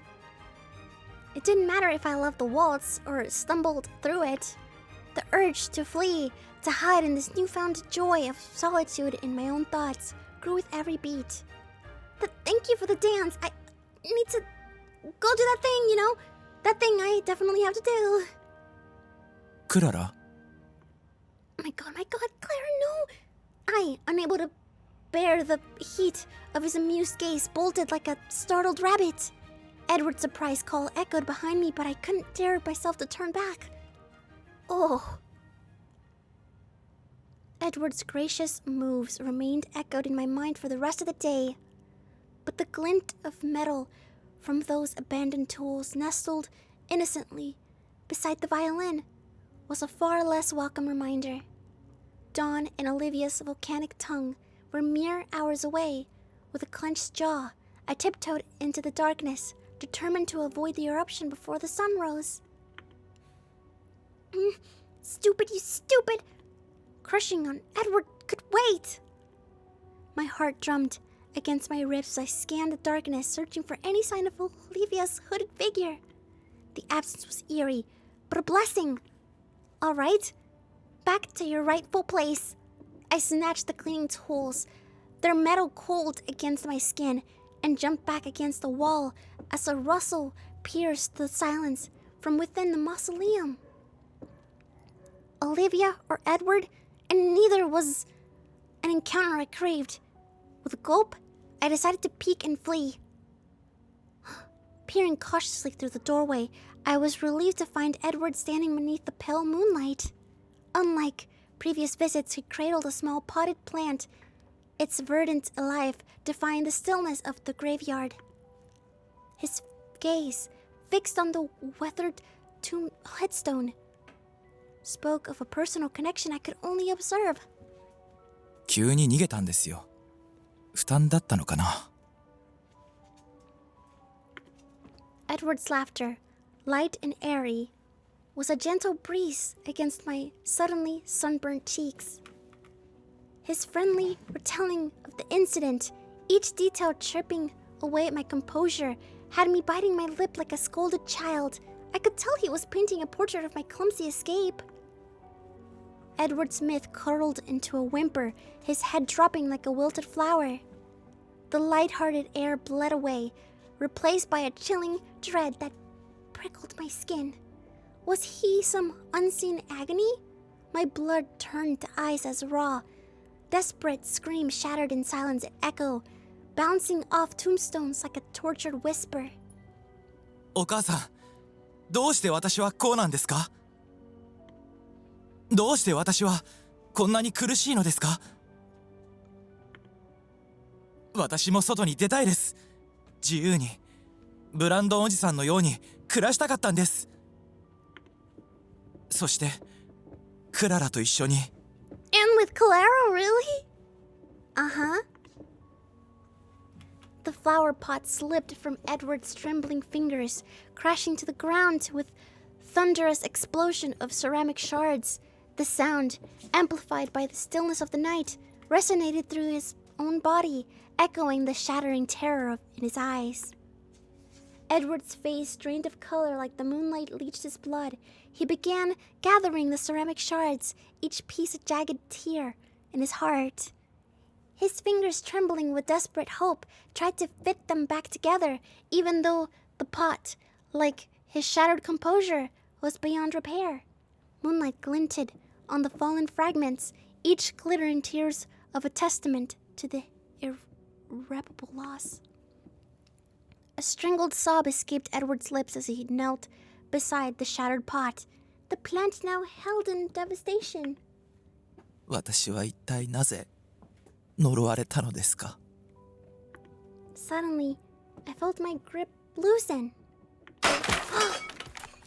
Edward snapped upright at the jarring sound, his gaze darting from the mess of cleaning tools to my ashen face. Tears clung to his cheeks before I could think. Excuses tumbled from my lips. Edward, I most dreadfully apologize, but I'd left behind my cleaning implements here.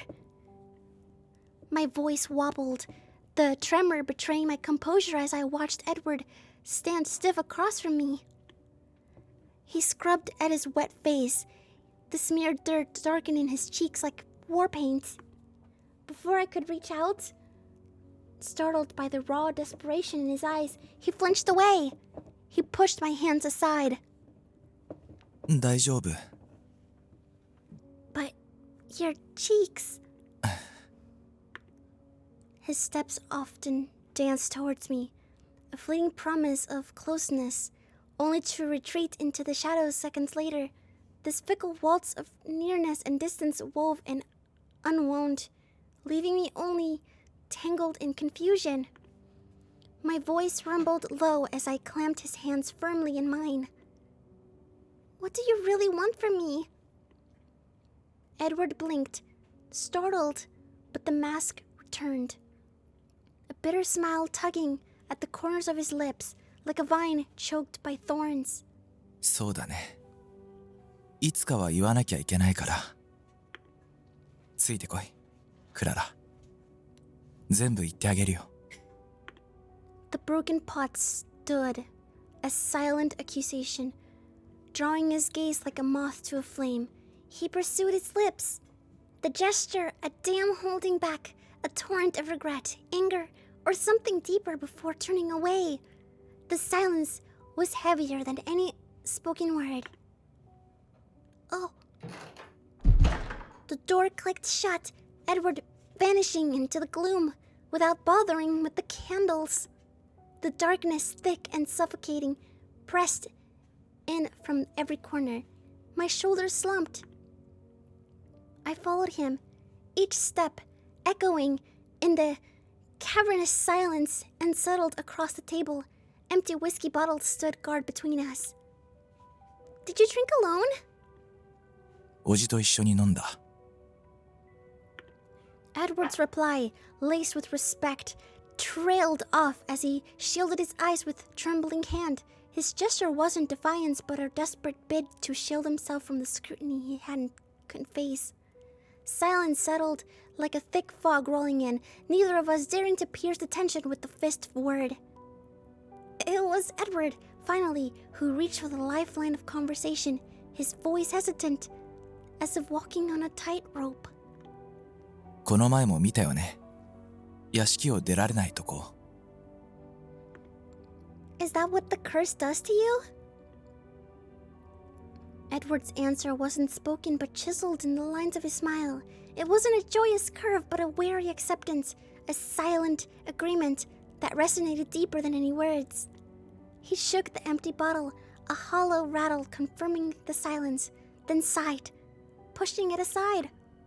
酒の勢いでも借りたいのに、よりによって今はないね。クララ、僕はこの邸宅でしか住めない。それさえ母がくれたネックレスの力がないと叶わない。 Oh, he groaned, a guttural sound that scraped from his throat, then clamped his hands over his ears. でも呪いを押さえつけておくには限界みたい。 Is there something more to it?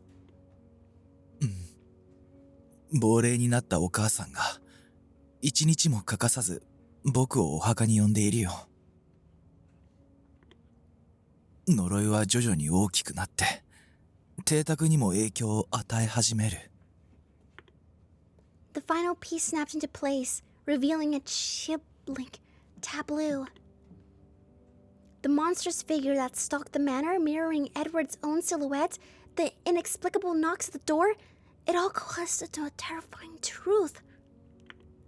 The curse! Its tendrils, reaching long and insidious, had woven a nightmarish reality. 呪いさえなければ、呪いさえなければ、僕も普通に暮らせたのに。こんなことを毎日考えたりした。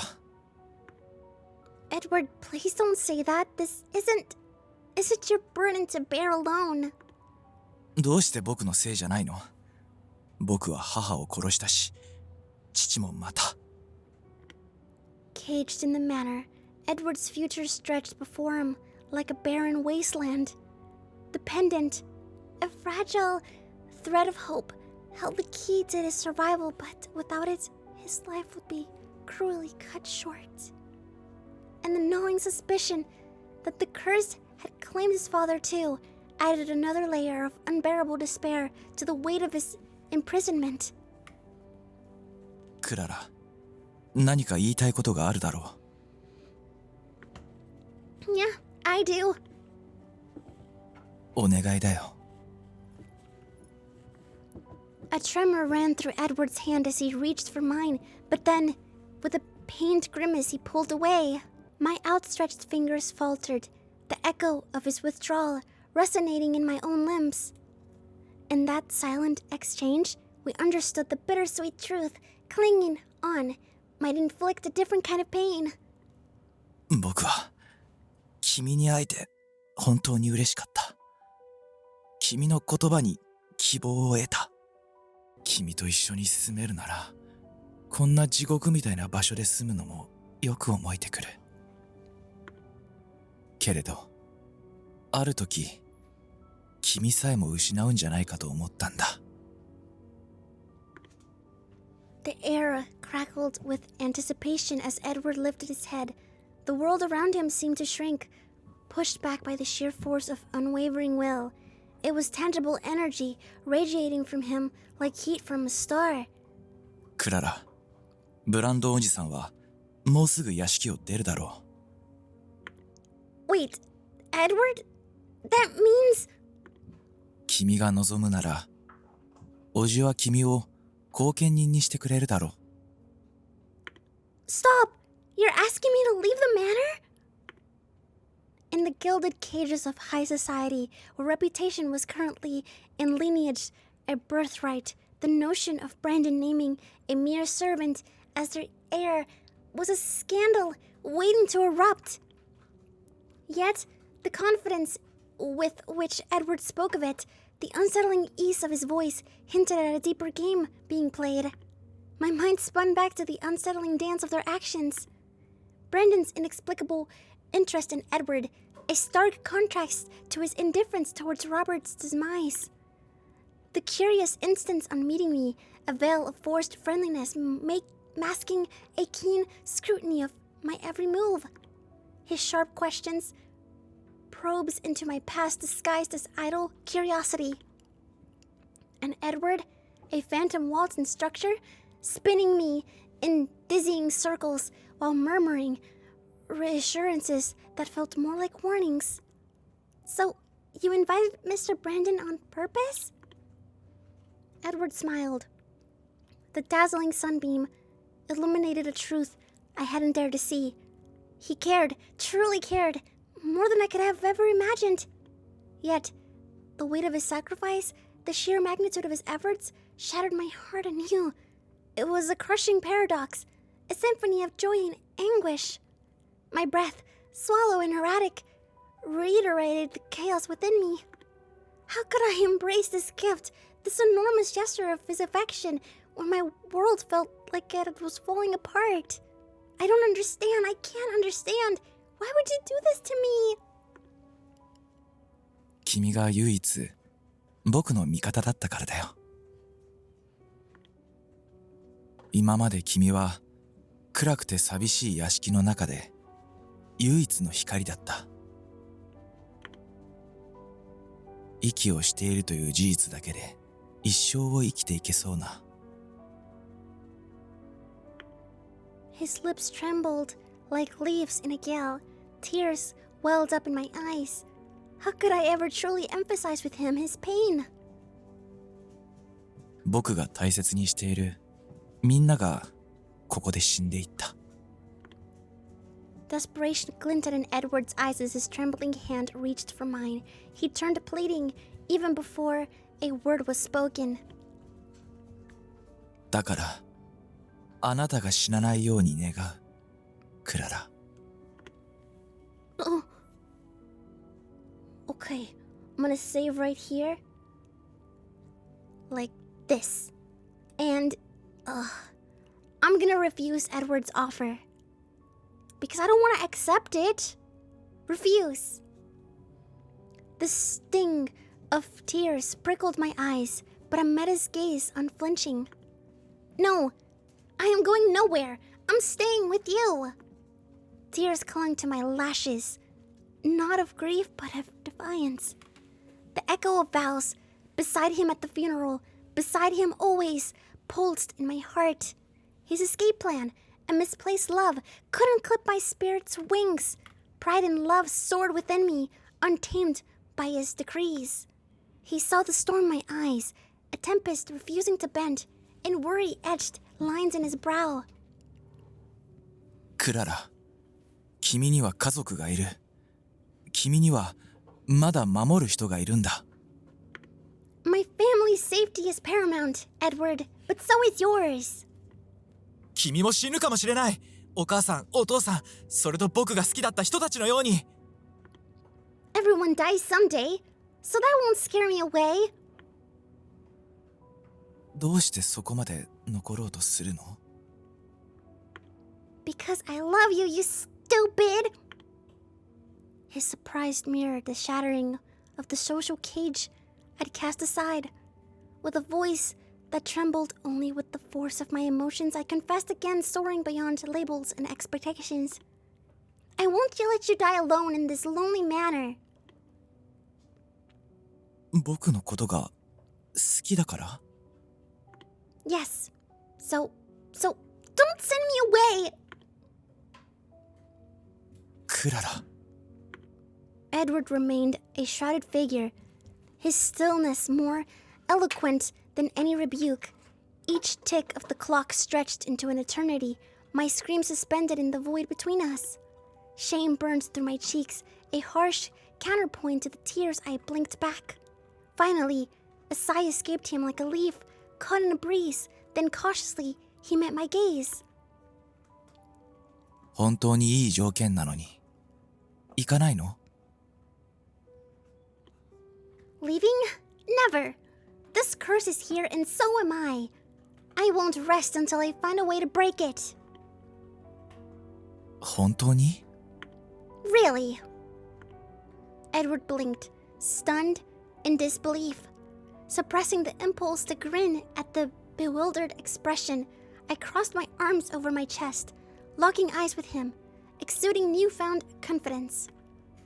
So, how about an apology for attempting to show me the door? Because I would happily accept it now. As I spoke, the wall he'd built around his emotions crumbled. The tears, held captive for so long, flowed freely. ごめんね、クララ。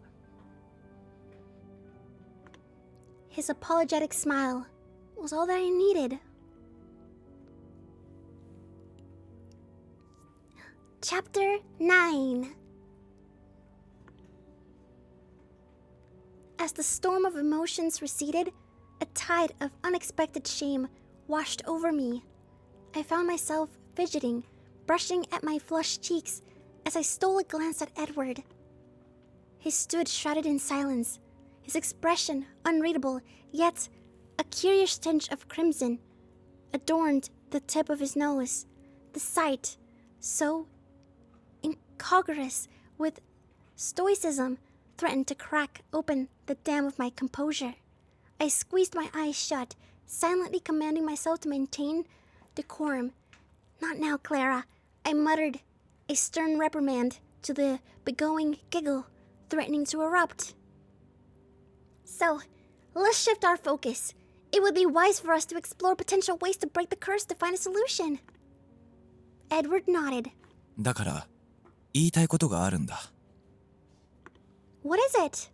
やっぱりお母さんが残したネックレスが僕を守ってくれているでしょう。 Based on what you've shared, yes.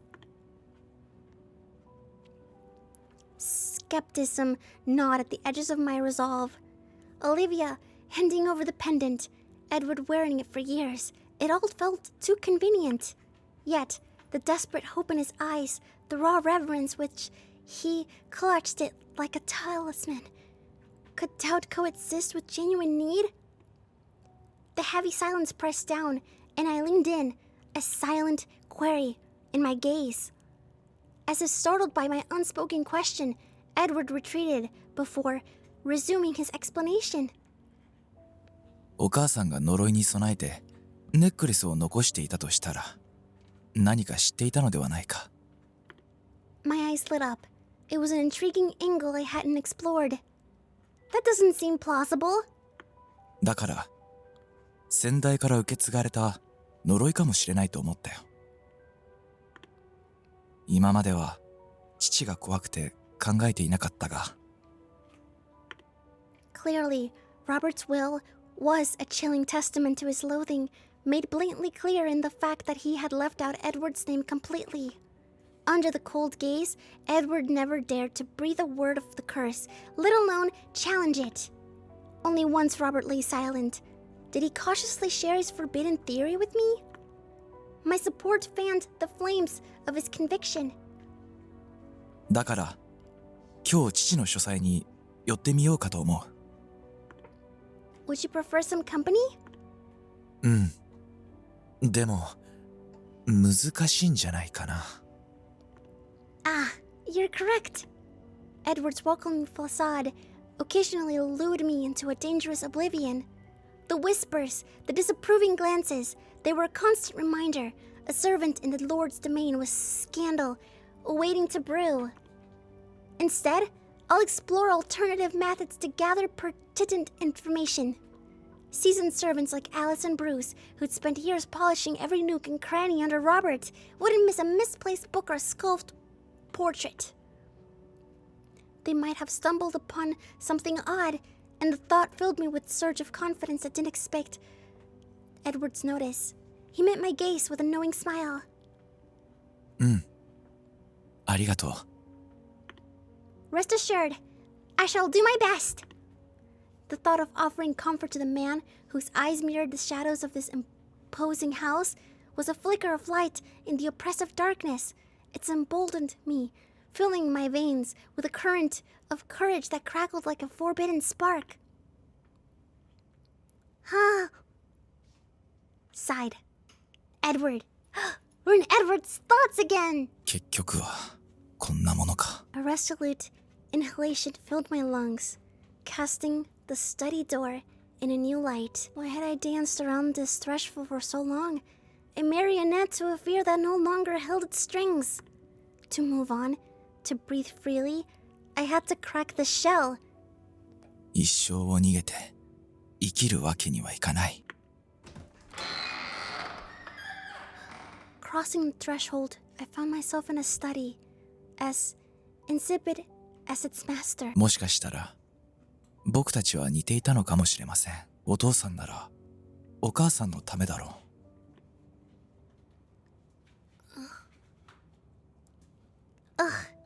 I'm getting nowhere with them. My inquiries regarding the curse proved fruitless. This was particularly troubling since Edward's induction heralded a significant turnover amongst the servants. No matter how delicately I broached the subject, I encountered only impenetrable silence, as if every tongue had been bound by an unseen oath.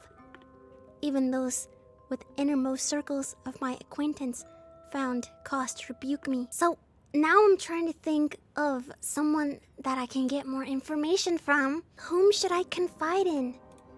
I murmured, memories of countless faces fleeting through my mind. Of all possible sources, this person seemed the most likely to hold the key to Robert's secrets. Ugh, I've got to save. I'm gonna save this here. Okay, who would hold the most secrets? Olivia? I don't know if I trust Olivia. She probably knows a lot though. The head butler? You know what? Brandon. I feel like Brandon must have the secrets, right? Upon my unannounced arrival, Brandon extended a courteous greeting, presenting me with a cup of tea, seemingly anticipating my visit. My apologies for the unannounced visit. Well, a visit from my lovely young lady is always a pleasant surprise. I would like to inquire if you have any knowledge of Edward's parents' involvement in his curse. Edward is currently in the study to unravel the mysteries. Clara, I believe a thorough and extended conversation may be necessary. Oh, chapter 10. Lady Isabella was Mr. Robert's spouse, correct? And Edward's mother? The skilled painter whose artistic prowess translated the enchanting landscapes of her coastal home onto grand canvases, also assumed the pivotal role of gifting Edward the protective pendant to counter the impending curse. Deliberately, I placed my teacup down, engrossed in Brandon's continuing tale.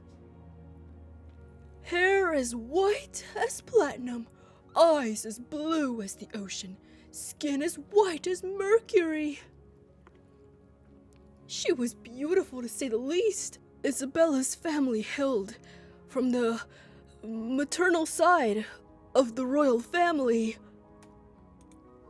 Marrying her must have presented its challenges.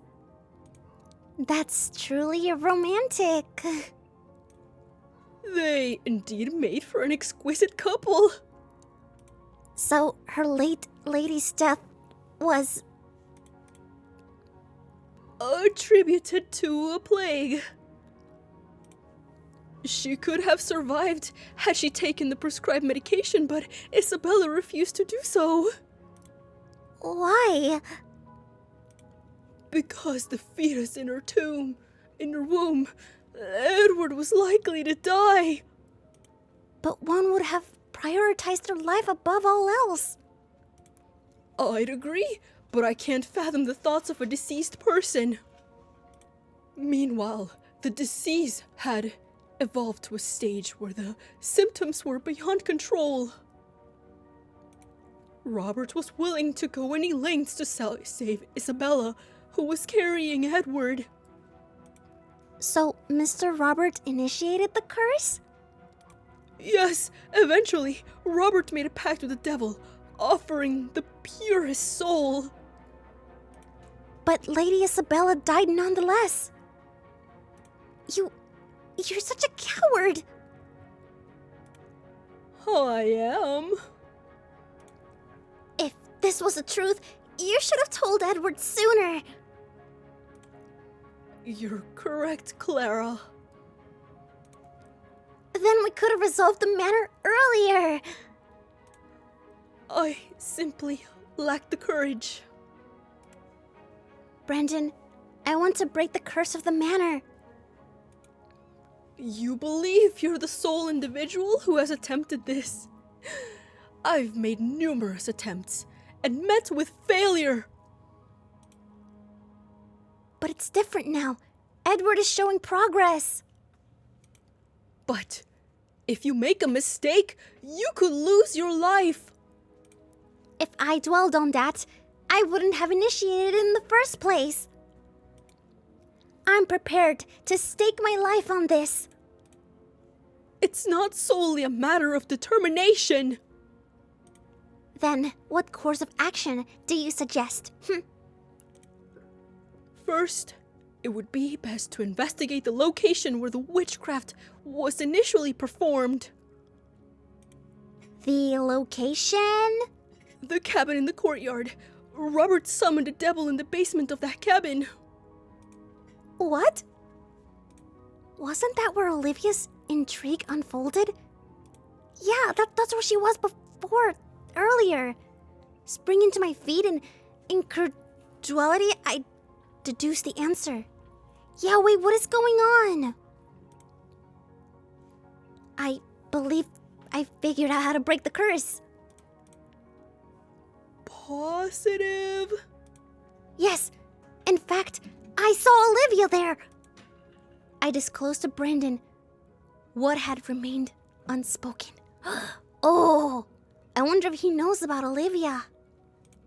Our first priority is to halt the ritual. If Olivia is indeed the true culprit, she may have already anticipated our next move. Brandon's concern held validity, Olivia's surveillance extended throughout the manor. Despite this, a conviction urged me to unveil the truth to Edward. I took a moment to contemplate. What should I prioritize first? Duh! Save! Should we tell Edward? Or stop the ritual first? Maybe we should inform Edward. No, we should have enough time. Domestic undertakings orchestrated by Olivia unfolded exclusively under the cloak of night. Perhaps you are correct. Even if it is in the basement, the devil would be powerless under the daylight. And Edward never had a say in the matter. He had always been imperiously informed about the results every time. Then let's proceed this way. I'll head to the cabin first, and you go find Edward. Understood! Following the culmination of our disclosure, I reached for the doorknob. Suddenly, Brendan intervened. By the way, Clara. Yes? Thank you. Oh. He wore a wistful smile, as though liberated from an immense burden. Thanks to you, I finally mustered the courage. Sighed. Edward. Edward's brain. We're in Edward's brain again. Volumes discussing the sacrifice of lives to savage another and the transference of life energy. If this were what my father wanted to do for mother? お母さんを助けたかったんだ。 In that instant, an unfamiliar sound enveloped my ears. A book slipped from my hands, startled by the haunting thoughts of my mother. Hastily recovering the fallen volume, a familiar voice penetrated the confines from beyond. Edward, are you in there? It was a voice belonging to Clara. Exhaling a sigh of relief, I swung open the door to find Clara breathless, clutching the hem of her skirt. Her visage bore a troubled expression as she gazed at me. Urgently, restoring the book to its designated place, I stepped into the corridor. クララ、急にどうしてここに？ Mr. Brandon told me about late Lord Robert and Lady Isabella. Brandon mentioned that Mr. Robert summoned a devil in the past. And since then, Olivia has taken over. オリビアが？ Right, and I forgot to inform you about her. Clara sought me out, revealing her discovery of Olivia's clandestine visits to a dubious cabin. The alleged location where my father, Robert, purportedly summoned a demon to resurrect my mother, Isabella. Acknowledging Clara's adeptness in uncovering truths beyond my reach, I contemplated her revelation, recognizing the unsettling gravity it all carried. Regardless, Olivia seems to be attempting to cause harm to you. それなら行かないと。 Following Clara's lead, we made our way to the cabin. ここがその小屋なんだ。A scrutinizing gaze fell upon the dilapidated cabin, a structure I would ordinarily overlook. Are you afraid? 怖くはないが、ただ。In a moment of contemplation, Clara hesitated, her gaze lingering in my expression before extending her hand. The stairs are somewhat high. Take my hand. A biting wind swept across my cheeks, seemingly trying to impede my progress. 君がいれば全部うまくいく。 Clasping Clara's hand firmly, I embarked into the obscurity of the staircase. Downward we descended, traversing a lengthy staircase. The sense of strangeness and foreboding amplified as we navigated the seemingly boundless descent. Yet, with the irrevocable decision to press forward, we continued our journey. Oh, in a cavernous hall beneath an altar reminiscent of a demonic cult ritual site met our gaze. Bespattered with blood, it bore witness to a macabre tableau. At the far end of the hall stood Olivia. Her back turned to Brandon. She appeared to be recovering from a skirmish. Clutching a marionette, eerily mirroring my likeness, Brandon bore the scars of profuse bleeding. An evident stab wound on his exposed abdomen hinted at the nature of the confrontation. ブランド Oh no! A reflexive exclamation brought Olivia's attention, and she turned, donning an inscrutable smile. My strides faltered as she raised her hands and opened her mouth. You're too late, Edward. ダメ I wouldn't endure further loss within the confines of the manor. Without hesitation, I released Clara's hand and darted towards her, observing her determined advance on Brandon. Oh! Chapter 12. Sighed. Clara, we're back in my thoughts. The situation in the basement unfolded with a severity beyond my initial expectations. My grip on Edward's hand tightened as I surveyed the scene. Olivia clutched a dagger, and Brendan appeared pallid. He bore the signs of injury from attempting to disentangle the marionette from Olivia's grasp. As I poised to intervene, Edward, without a conscious thought, cried out.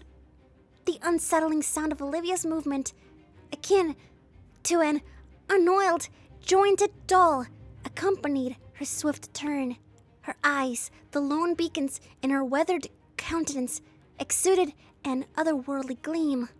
Olivia's lips twitched unnaturally, and she spoke in hushed tones. You're too late, Edward. ダメだ Almost instinctively, Edward approached them, compelling me to do the same. With a seeming shift in focus, Olivia suddenly directed a disconcerting gaze towards me.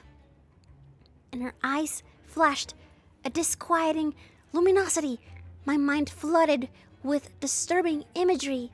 The unfolding sequence of events that held me in a transient silence, caught between unspoken words and imminent danger. In a sudden and decisive move, Edward emerged from the shadows, seizing Olivia's arm to halt her assault. A deft twist of her shoulder ensued, a masterful display of combat prowess from an unexpected source. Olivia contorted in a manifestation of rage, yet Edward's grip remained unyielding. As the dagger slipped from Olivia's grasp, Edward, only then, lifted his gaze to meet mine. 大丈夫クララ I'm fine now, but... In that tense moment, I found myself at a loss for words. A confluence of gratitude and the realization of my peril formed a knot in my throat. Don't mind me.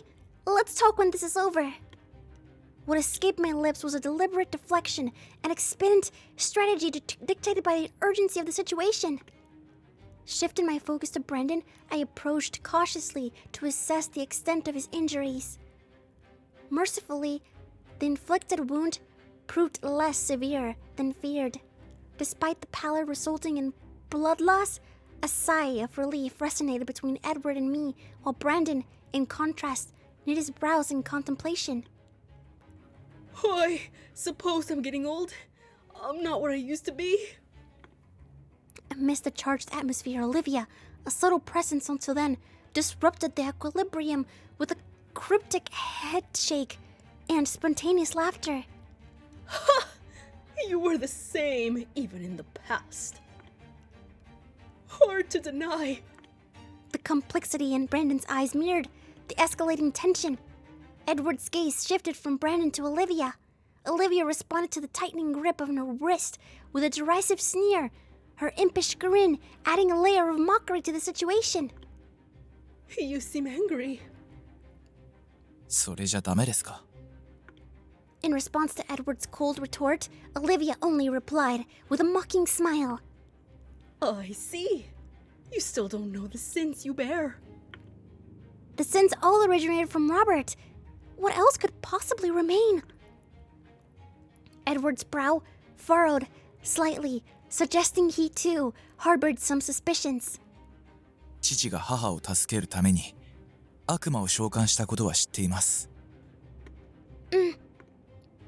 あなたがなぜこの仕事を続けるのか理解できないけど。Even as he spoke, Edward's demeanor retained a certain deflation, suggesting the presence of concealed truths that remained tangibly beyond reach. Olivia's response, a mix of bafflement and dread, resonated with the weight of Edward's confession. You've really been living in the dark, haven't you? Oh, I know I've always had a bad feeling about her since the beginning. I'm not surprised. What could that cowardly Brandon have said anyway? That coward wouldn't have said anything. Perhaps that's a blessing for you. Sometimes it's better to know nothing. それはどういうことだ? It's better for you to live, thinking that you were just a poor victim, seeking comfort in that. You've become clean. How convenient. No, Edward, you didn't do anything wrong. This is all our fault. Now you're playing uncle. That's hilarious. Edward! Dodge! My lapse in vigilance, trusting the false security of Olivia's discarded blade, unfolded as a grave mistake. Edward, swift innovation of hazily swung blade, released in grip on Olivia. Olivia pivoted to face me. Why? Observing the dagger's descent into Brandon's chest, I uttered a muted expression of disbelief. Both Edward and I stood motionless, mouths agape, grappling with the horrifying scene unfolding before us. Her gaze lingered just beyond my line of vision, fixated on the marionette that Brandon had dropped. I rose, cradling the puppet, hauntingly resembling Edward in my arms. As I slowly retreated, Olivia offered a peculiar gesture. Clara, I assure you, if you give me that, you'll get out of here safe and sound. A strange proposition to spare the lone observer of his crime. The notion struck me as absurd, and a nervous snort escaped my lips. I'm not foolish enough to be deceived in a situation like this. Oh, I'm sorry to hear that. Me too. In a decisive move, Edward seized Olivia, throwing her toward the altar. The ensuing collision sent cascading candles, transforming the vicinity into flames. Among the consumed items was Edward's portrait. Olivia, with a frantic urgency, scrambled to her feet, clutching the portrait as though it cradled profound significance. Unfortunately, the flames had already devoured more than half of its essence, rendering the prospect of restoration bleak. No! Damn it! After a moment of emotional upheaval, Olivia cast the portrait away, her countenance transforming into that of tormented soul. Mad laughter erupted, mingling with the echoes of her incomprehensible muttering. I was almost there. Absurd. This is absurd. Have I corrupted myself just to see my plans fail? Following her lament, Olivia's gaze, now imbued with an unsettling sadness, turned toward me. Rivulets of blood descending from her eyelids conjured an illusion of tearful distress. Oh. What a shame, Clara. Amidst Olivia's enigmatic utterances, a mysterious warmth tinged with crimson surged forth from her being. I stood in bewilderment as she crumpled to the ground.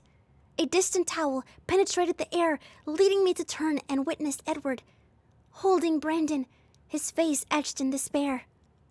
ブランドン、しっかりしてください。目をつぶってはいけません。Despite Edward's impatient pleas, Brandon wore a smile, resigned to the inevitable. Tenderly, he brushed Edward's cheek with a hand stained by blood. I'm sorry, Edward. I didn't want to hurt you. I should have told you, although it hurts. 大丈夫です。後で一緒に話しましょう。今は言わないでください。I'm afraid it's too late. 嫌です。あなたさえ失ったら僕は。Brandon, no. Whether there is meeting, parting shall follow. Words escaped Brandon's lips in a gurgling blood before his last breath. Despair edged itself across Edward's face, intensifying with each strained gasp. Brandon, with determined eyes, forcibly shifted Edward aside. Hurry! If you linger here too long, you won't make it out in time. ブランドン。Pull yourself together. Remember what you promised, Clara. His eyes then met mine, conveying a resolute certainty. The words he had shared with me earlier reverberated hauntingly in my mind. By the way, Clara, thank you. Thanks to you, I finally mustered the courage. As acrid smoke permeated the air, the ominous prospect of entombment loomed. A decision had to be made. For Brandon's sake, for Edward's sake, a solemn respect for his choice became imperative. We have to go! We have to go! クララ。I tugged on Edward's arm, and as he beheld my tears, he clasped my hand. As we ascended the stairs, the resounding collapse of the ceiling accentuated the urgency. I couldn't bring myself to turn back. The voracious flames danced, reducing the cabin to embers and ashes. Within the fiery embrace, Brandon and Olivia likely met their end. Gazing at the conflagration, I wore an expression of profound despair. All who held the key to the truths of that fateful day were now lost, their secrets consigned to the relentless flames. Wow, they're really gone, aren't they? あまり時間が経っていないみたいだ。Edward, 今日見た夕焼けもこんなに赤いのに。I gently rested my hands on his shoulders, and he reciprocated by laying his over mine. The dried remnants of Brandon's blood on his skin crumbled with every movement. Together we stood amidst the haunting glow of the burning cabin, his weary gaze locked onto the consuming flames. The residue of loss lingered in the air as he, a man stripped of everything, stared into the void for a long time.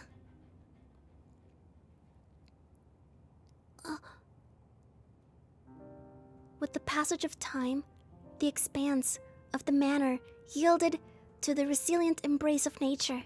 Interrupting my task of clearing overgrowth, I straightened my back, stiffened from the labor, and cast my eyes upward to the canvas of the blue sky. In this dilapidated realm, marred by the traces of black soot, life persistently asserted itself. Seated with knees drawn together, I tilted my head in contemplation. Wouldn't you agree, Brandon? Head rested on my arms, knees cradled against my chest, my gaze fixated in the solemnity of the tombstone. A fertile longing to engage in conversation with the departed occasionally tugged at my heart. Alan sighs every so often, adding one more tombstone to this mausoleum. A nostalgic chuckle escaped me as I recalled the man's heavy sigh upon beholding the near gutting of the manor house. Despite our designated roles as the first responders, both of us grappling with the aftermath of trauma provide ineffectual. Consequently, it was Alan, the head butler, who bore the burden of shedding blood, sweat, and tears to procure the funds essential for the house's reconstruction. The formidable challenges inherent in the role of head butler became glaringly apparent. Beneath the verdant carpet of grass, I found myself immersed in a question that perpetually lingered, a constant companion to my thoughts. Was I being too selfish? The insistent thought gnawed at me. My steadfast desire to disclose the truth to Edward had seemingly disrupted the seamless flow of events. The fire had not spared even Robert's once impenetrable study, smoldering it to ruins, and the truths Edward sought were now ephemeral, carried away on the winds of destruction. A sigh, laden with frustration, escaped my lips as the distant cadence of footsteps reached my ears. Approaching me with a bouquet of flowers, Edward's eyes, still imbued with the cerulean depth, conveyed unspoken sentiments. Standing before me, he took a moment to select his words with care, extending a greeting in his familiar manner. いいお昼だね。クララ。どこにいるか探したんだけど、ここにいたんだね。Of course, this is my duty. もう、こんなことしなくても。君が望むなら、何をしてもいいけど。In response to Edward's bemused reply, a fleeting smile played upon my lips, concealing any hint of sorrow within. Edward placed the bouquet upon Brandon's tombstone, closing his eyes in a moment of prayer. The wind whispered secrets and birds ascended into the sky, vanishing behind a puffy veil. In this contemplative landscape, Edward assumed the guise of a mysterious painting framed by the unseen hand of nature. Blinking, I watched until Edward concluded his prayer, slowly reopening his eyes. The tempest within the azure gaze had given way to an inscrutable calm. In that moment, memories resurfaced, memories of the last time I shared this mausoleum with him. A day as pleasant as the one enfolding us now. In the moment our gazes converged, Edward graciously extended an invitation, his smile indicative of a cordial gesture. ちょっと歩く？ Sure. With dignified courtesy, Edward extended his hand towards my seat itself. Devoid of any compelling reason to decline, I accepted his hand, rising to my feet. Rather than the anticipated release, Edward maintained our connection, guiding me into the garden with our hands intertwined. As I watched him navigate the lush vegetation, a gentle breeze whispered secrets, and I unconsciously tucked a stray hand of hair behind my ear. The garden, once incinerated in the wild embrace of overgrowth, embarked on a meticulous journey of rebirth, row by row. The sight of the garden's revival evoked a sense of refreshment, prompting frequent visits even in the absence of a specific purpose. Despite my belief in maintaining a veil over my struggle, it became evident that Edward had astutely discerned my emotional turmoil amid the swarming emotions. Consequently, he had often led me to a tranquil sanctuary during moments of melancholy, initiating discussions on a myriad of topics. Demonstrating his commitment, Edward directed my attention to a carefully chosen plot for a flower bed, adorned with pots gifted by Brandon. He extended an offer to import seeds from my homeland, a gesture I politely declined. The roots of my departure from my childhood hometown had long grown beyond the tendrils of homesickness, rendering the prospect somewhat awkward. Despite Edward's apparent endeavor to settle a silent debt, such gestures in their essence felt superfluous. It was I who wanted to stay by his side, in the first place. My gaze ascended, drawn to him by unseen force. His observation, unnoticed until then, lingered on me. I'm glad, though, that you can sleep well now. 僕もだ。 With the enchanter now gone, the peculiar occurrences within the manor dissipated. No longer did the disembodied voices reverberate, nor did shadows lurk in the obscurity. However, for reasons unknown, Edward remained confined within the manor's boundaries. If only he could be liberated definitely. Bereft of all leads and confronted with a dead end, Edward leaned on the pendant to navigate each passing day. Yet, not everything succumbed to flames. My resolute commitment to inhabit his manor endured. Time stretched generously before us, and I vowed to confront the lingering curse alongside Edward. Hope persevered, a distant glimmer on the horizon. In a lingering gaze, our faces eventually parted, turning towards the unfolding landscape. もし考えが変わったら教えてね。 Certainly. A brief moment of hesitation, and he gently released my hand, feeling his face. その言葉は旅立ちたいという言葉にも聞こえる。 Loneliness etched deep lines into his expression once more. Cruelly gentle, I pulled his hand away from his face, intertwining our fingers tightly and staring directly into his eyes. I'm staying by your side to fight the curse, because that's the promise I made. At my declaration, Edward smiled, lowering his head for a gentle kiss. The cold touch of his lips prompted the closure of my eyes. His breath lingered, sparking a selfish thought. Was it wrong to find solace in his continued existence amid the scratching pain and sadness? The pressure lifted from my lips, and I cautiously allowed my eyes to reopen. Edward's gaze, soft and warm, mirrored the sunlight enveloping our shared space. クララ、僕はあなたがどこで何をしてもいつも尊重されることを望んでいる。 What's this about all of a sudden? いつもそうだったというのはおかしいだろうか。 Huh? With a deliberate grace, Edward descended to one knee, his lips tenderly caressing my hand as he whispered words that lingered in the air. あなたを世界の誰よりも大切にしたいです。僕と一緒にいる瞬間だけは傷つかないようにしたいです。それで全てが終わったら正式にプロポーズしてもいいですか？ What? No way. Wait. Wow. His sudden and staring confession left me momentarily speechless. I hadn't anticipated Edward confessing before I did. The desire to respond ephemerally warred with the weight of social distinctions. I can't believe he did that.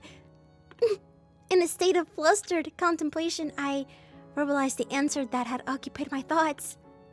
I thought we were always going to be together anyway. No, I don't mean this. Are you all right with me? あなた以外に誰がいるでしょう？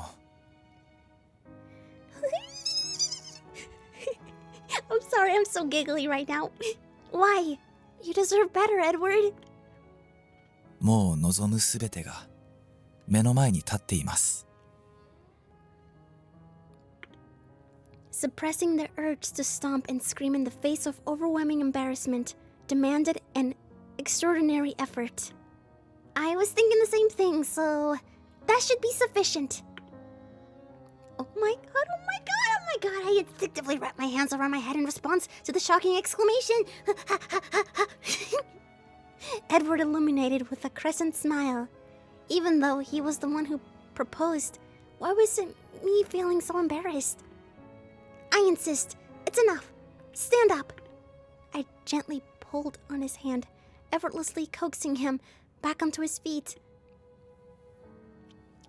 Before us lay the canvas of our new haven, a manor that bore the potential to morph into our perpetual resting place. A shared moment of reflection preceded the imminent trials that awaited. In the grand scheme of things, the concept of eternal damnation seemed trivial, rendered inconsequential by the omnipotent force of unadulterated love. My head found a resting place on Edward's shoulder as we gazed upon the lush surroundings enveloping the manor. "I love you," Edward responded with a nod, and the pendant suspended from the neck emitted a resplendent red glow. It gleamed with the light of life. End. Normal ending. The eternal nest. Okay, so we just got the normal ending, so that's the ending that we were meant to get. I really like the story on this one. It started with so much mystery. Everybody apparently hating Lord Edward and saying that he was such a bad guy, but we got to know him, and he was honestly just a sweetheart that had a curse on him, and he was going through a lot, but luckily the curse is lifted and everything is fine now. I really love stories like this. If you know any similar visual novels, let me know in the comments down below and I will play them. But anyways, I hope you enjoyed our time together. Bye!